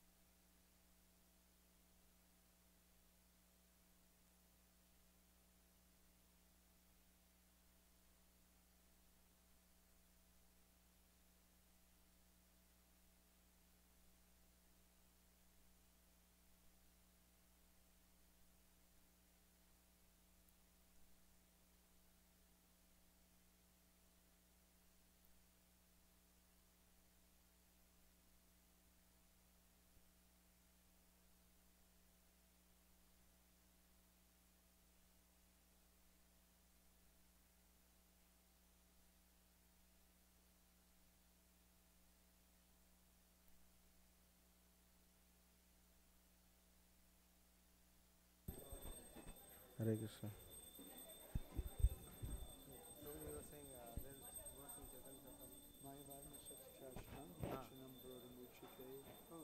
That's from that's from Padma Purana. Yeah, that's Lord Shiva speaking to Parvati that in Kali Yuga I come and speak with my philosophy.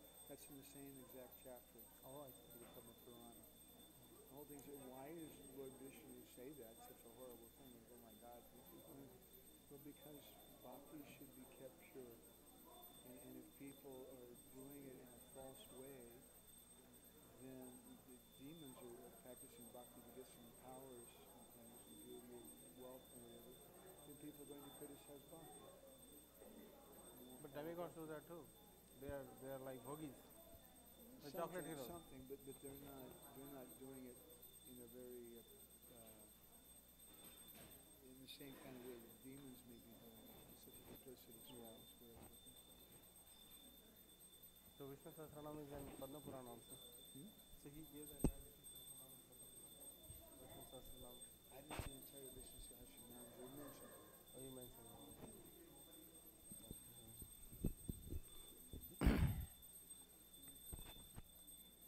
Hare Krishna.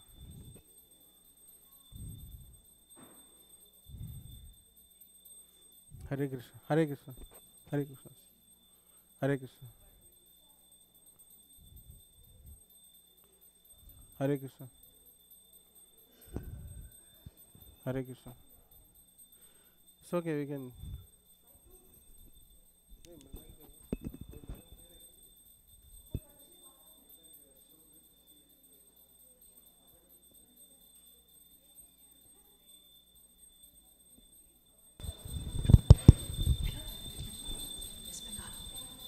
मृदंग player की बजाय जय गौरा चांदे आरती को शोभा की बजाय जय गौरा चांदे आरती को शोभा की बजाय जय गौरा चांदे आरती को शोभा की गौरा चांदे आरती को शोभा जानवी तटवने जगमान लोभा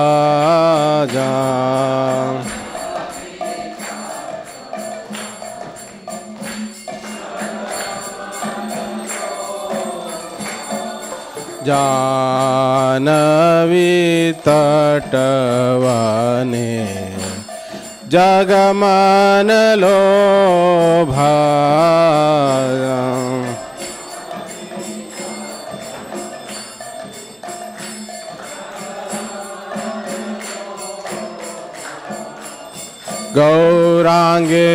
गौरांगेरारोति को शोभा जग जन मन लोभा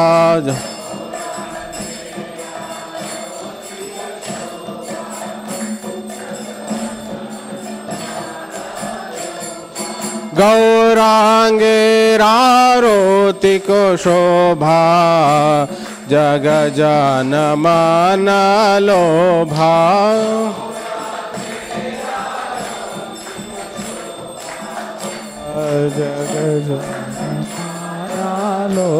कि बदखी निताई चांद बामे गदधरा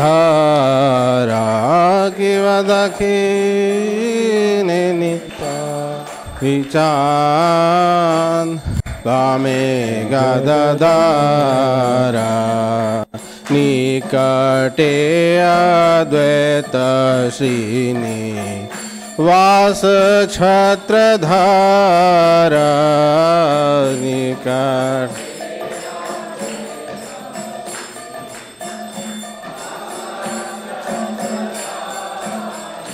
कि बबोसी याचे गौराचान रत्न सिंहासने किंवा वसे याचे गौराचान रत्न आरती कोरेन ब्रह्मा आदि देवगणे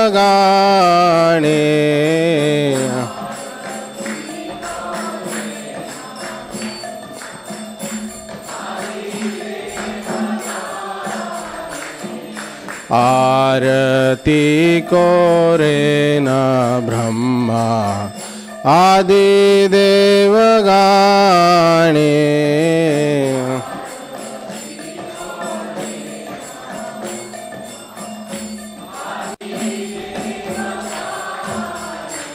किव नर हरि आदि कोरी चामर ढुलाया गिव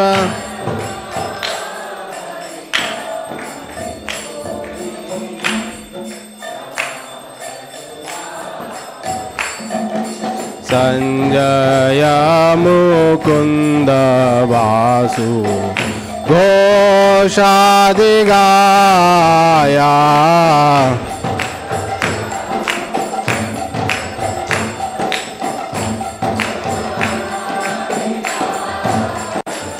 किव शंखा बाजे घंटा बाजे बाजे करताला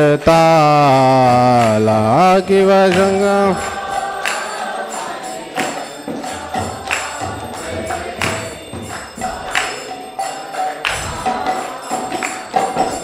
मधुर मृदंगा बाजे परम रसाला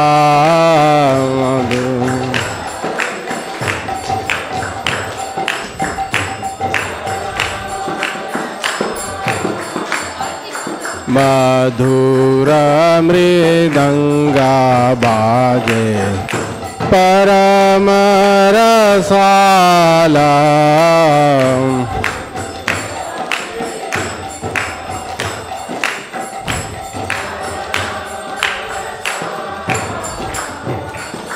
शंख बाजे घंटा बाजे माधुर माधुर माधुर बाजे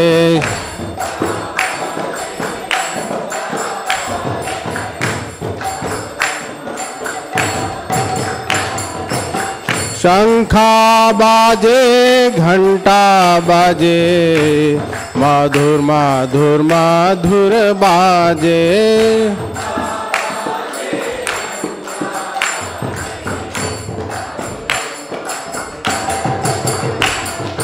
शिव बहु कोटि चंद्र जीनी वदन उज्ज्वला शिव बहु कोटि चंद्र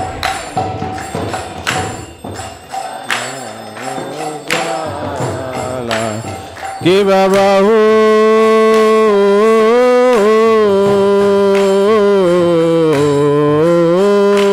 कोटि चंद्र जीनी वदन उज्ज्वला शिव बहु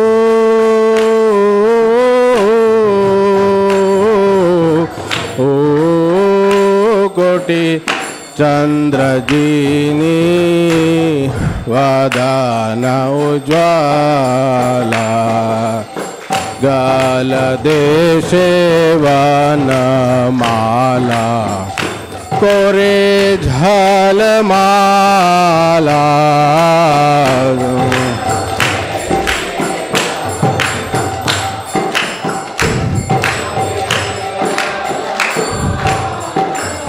शिव शिव शुक नारद प्रेमे गद गद शिव शिव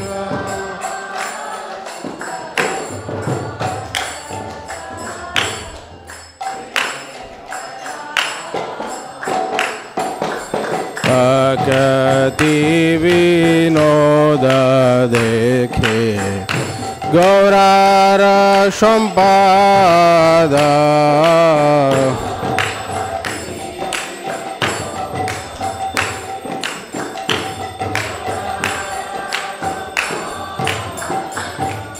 भक्ति विनोद देखे गौरार संपाद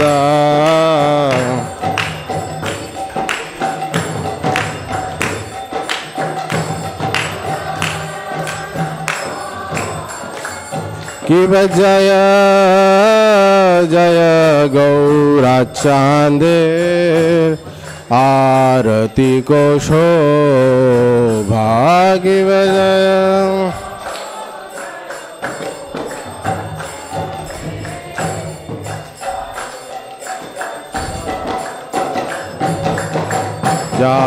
जानवी तटवने जगमन लोभा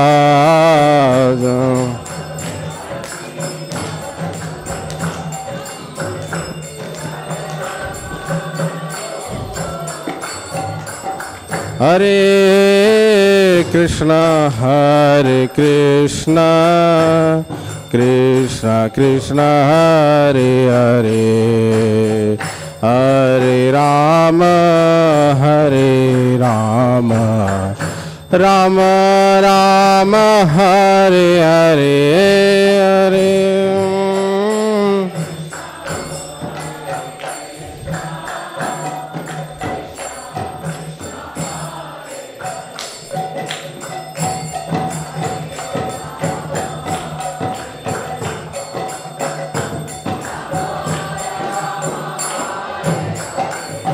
हरे कृष्णा कृष्णा कृष्णा हरे हरे हरे राम राम राम हरे हरे हरे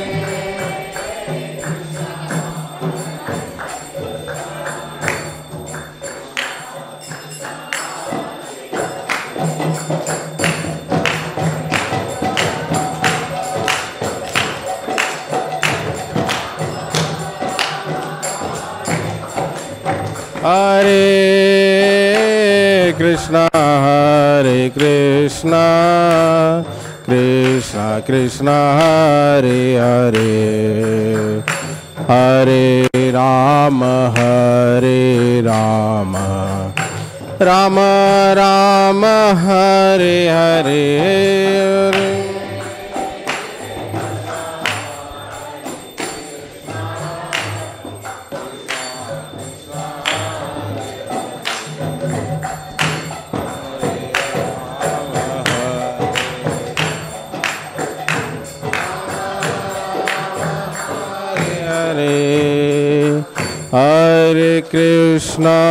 हरे कृष्णा कृष्णा कृष्णा हरे हरे हरे राम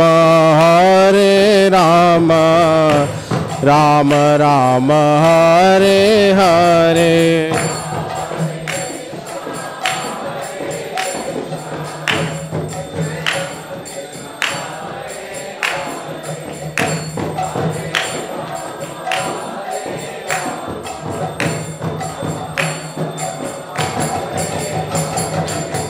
हरे Krishna Krishna Krishna Hare Hare Hare Ram Ram Ram Hare Hare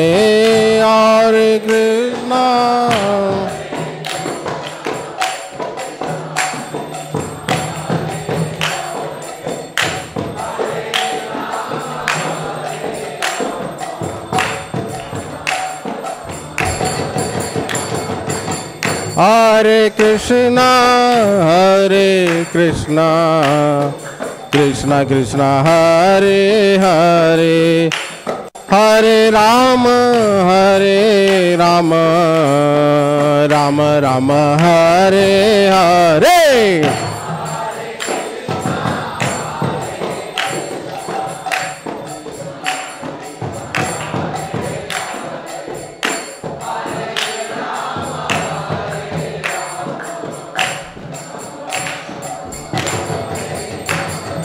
Hare Krishna, Krishna Krishna, Hare Hare, Hare Rama, Rama Rama, Hare Hare.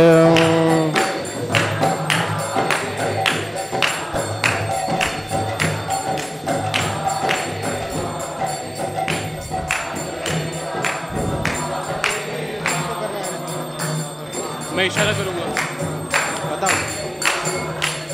Hare Krishna, Krishna Krishna, Hare Hare, Hare Rama, Rama Rama, Hare Hare.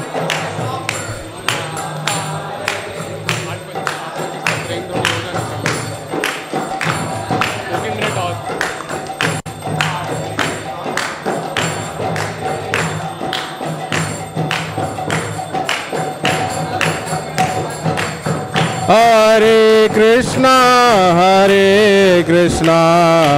Krishna Krishna, Hare Hare, Hare Rama, Rama Rama, Hare Hare.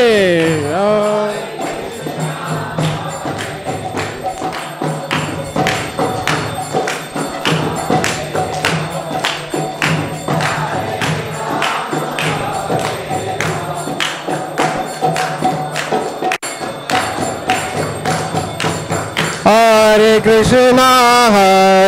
Krishna, Krishna Krishna, Hare Hare, Hare Rama, Rama Rama, Hare Hare.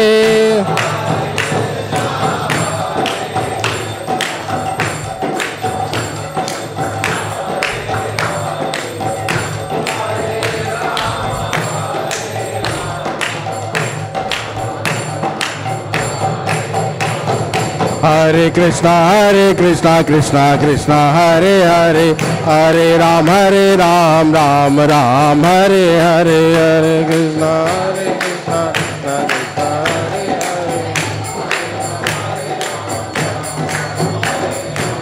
Hare Krishna, Hare Krishna, Krishna Krishna, Hare Hare, Hare Ram, Ram Ram, Hare Hare.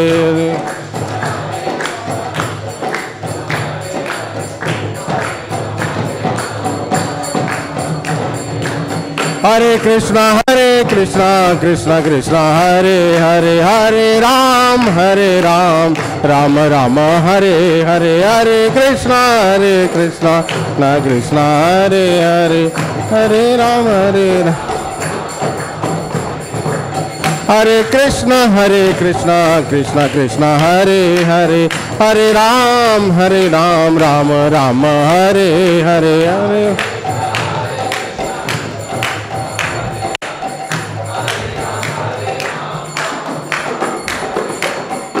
Nitya Gaura Hari Bol, Hari Bol, Hari Bol, Nitya Gaura Hari Bol.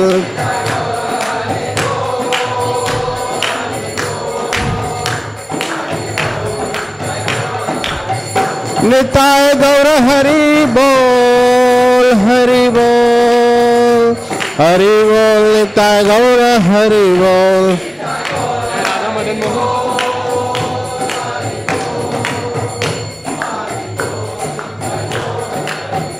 Jaya Jaya Radha Madan Mohan, Radha Madan Mohan, Radha Madan Mohan, Radha Madan Mohan, Radha. Madan Mohan Radha Madan Mohan Radhe जय राधा मदन मोहन राधा मदन मोहन राधे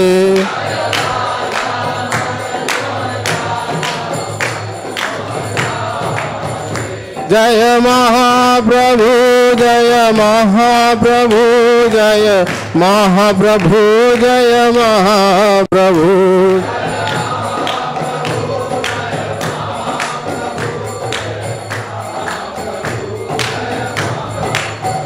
जय लक्ष्मी नरसिंह जय नर हरि जय लक्ष्मी नरसिंह जय नर हरि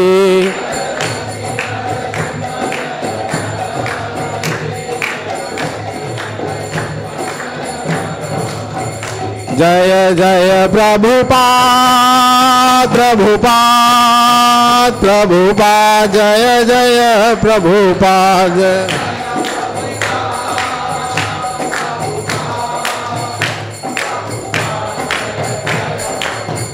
निताय गौरा हरि बोल हरि बोल हरि बोल निताय गौरा हरि बोल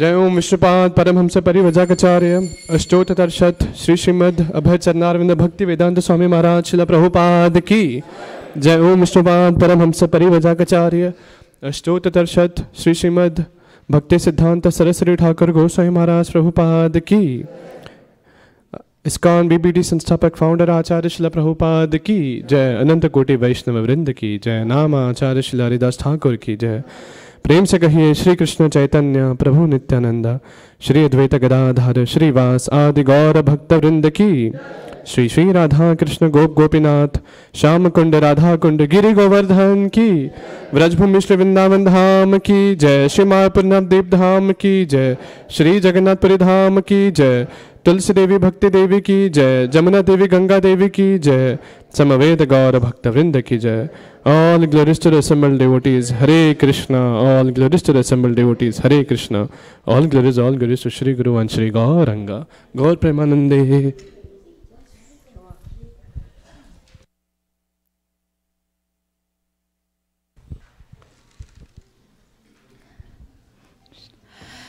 Namaste Narasinghaya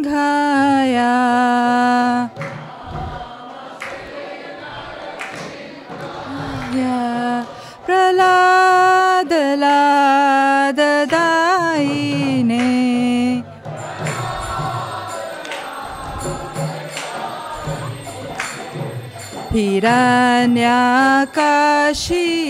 हिरण्याकाशीपूर्वक्षः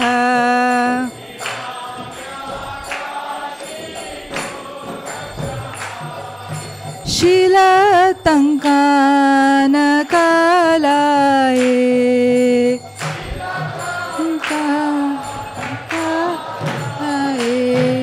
इतो नरसिंहा परतो नरसिंहा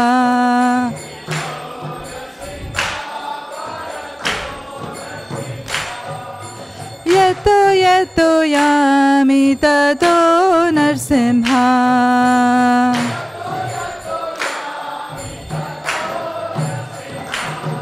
बहि नरसिंहा हृदये नरसिंहा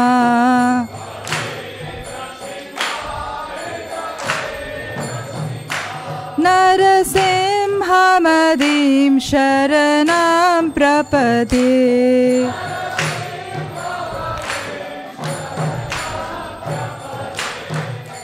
तव करकमलवरेणाकाम्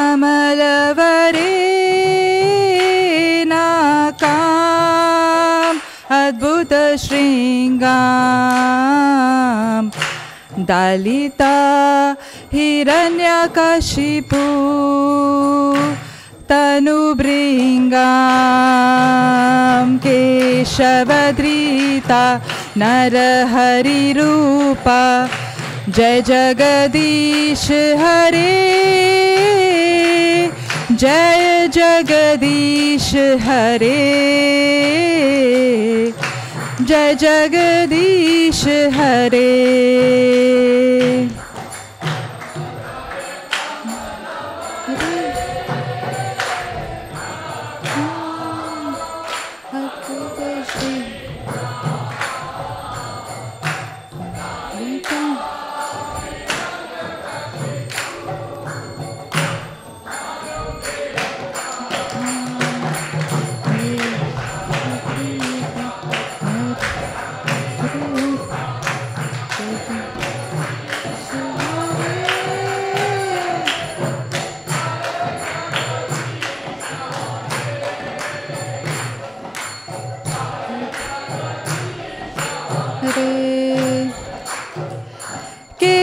केशवधृता नर हरि रूपा जय जगदीश हरे।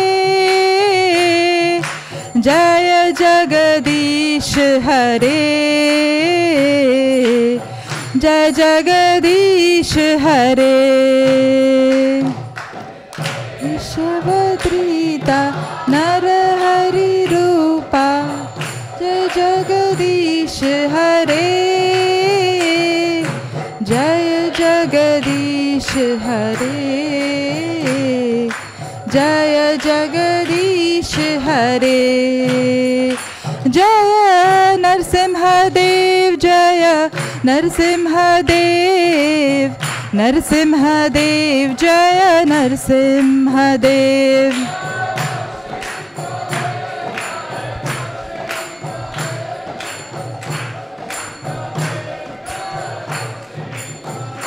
जय प्रहलाद महाराज जय प्रहलाद महाराज। प्रहलाद महाराज जय प्रहलाद महाराज।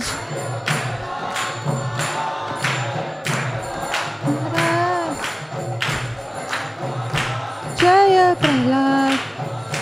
जय लक्ष्मी नरसिंह जय अनंत देव। लक्ष्मी नरसिंह जय अनंत देव। सिंह जय अनंत देव। लक्ष्मी नरसिंह जय अनंत देव।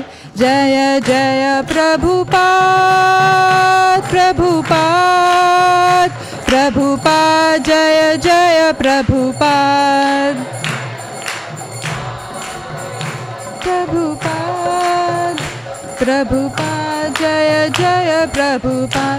निताय गौर हरि बोल हरि बोल हरि बोल। निताय गौर हरि बोल हरि बोल हरि बोल। निताय गौर हरि बोल। नरसिंहदेव भगवान की जय। प्रहलाद महाराज की जय। श्री प्रभुपाद की।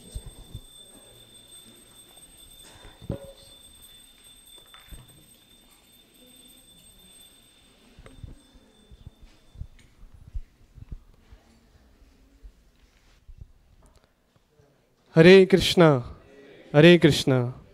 कृष्णा कृष्णा हरे हरे। हरे Ram Ram Ram Hare Hare. Welcome you all to our wonderful Wednesday evening Bhagavad Gita program. We heard from His Grace Vaisheshika Maharaj on the secrets of devotional life, how to be equipoised, how by being compassionate and kind-hearted to all the living entities, we can be engaged in full Krishna consciousness, and that is real welfare for the entire human society at large, not just on the external or physical level. So, and we also had a 5-minute Gita class wherein also we heard lots of gems, how to be sincere, have faith and have full hope while practicing Krishna consciousness to achieve the ultimate success. So let's thank our speakers, His Grace Vaisheshika Maharaj and Nimai. Hari Bol! Hari Bol! We also heard that the mood of chanting should be in a very humble state of mind, and if we avoid offenses while chanting, then we can progress to the bhava stage and have a genuine cry for the baby, as Srila Prabhupada says, at that point Krishna will appear, will manifest in front of her eyes. So many takeaways were there, and we were fortunate to hear from His Grace before he left us in separation for a little while, for a few weeks.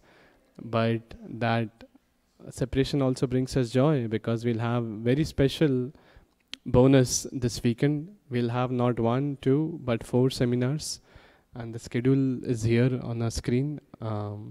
So this Saturday morning from 8 to 10 a.m. is a talk by our visiting special expert guest, His Grace Madhavananda Prabhuji, on the topic of Chitraketu Leela and Vaishnava Aparadha. And then 10 o'clock will be Guru Puja, followed by breakfast prasadam. And then 11 to 1 again is a second session, part 2 on the same topic, Chitraketu Leela and Vaishnava Aparadha. And then actually there's part 3 also on the same day, Saturday, from noon. This is Sunday, right? So Sunday. So 2 on Saturday, 8 to 10 and 11 to 1. And then Sunday, 1st April, we'll have part 3, by Madhavananda Prabhuji. And then the Sunday feast also should be there, right? If you scroll down, yes, 3 to 5, the ecstasy of insignificance. That's a Sunday feast talk. For a moment, I thought there are only 3, so I got dejected, but we have 4 actually. So 2 on Saturday and 2 on Sunday.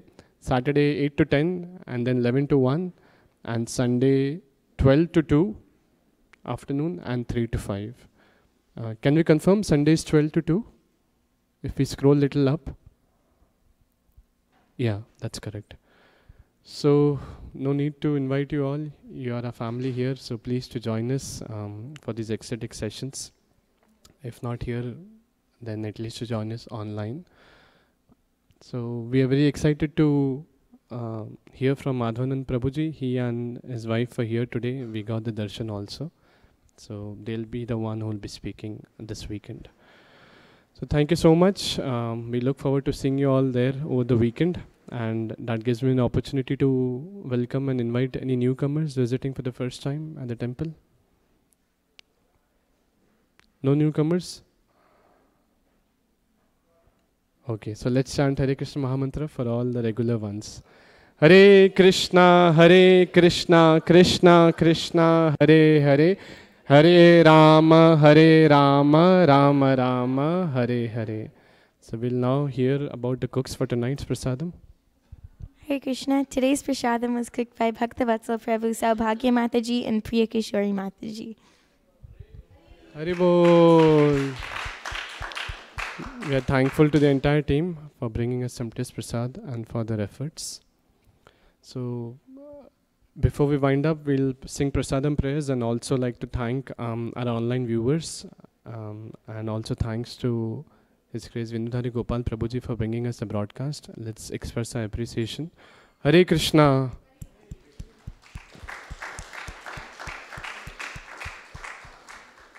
Manjula Kanta Mataji wanted to make a brief announcement. Hare Krishna. We have 3 cars parked unauthorized today. If you notice our parking lot, we have segregated parkings marked for every car along the sides, but there is no parking allowed against the wall. That is a red zone, which means no parking at any time. And along the trees also, we request you not to park. There is a fine of $108 for anybody who does that parking, because we are taking a risk allowing that kind of parking. We become answerable to the authorities. This should not happen. So if you have a ticket on your car, please make sure you pay the $108 and consider not doing that again. Thank you so much. Hare Krishna. Thank you, Mataji. Hare Krishna.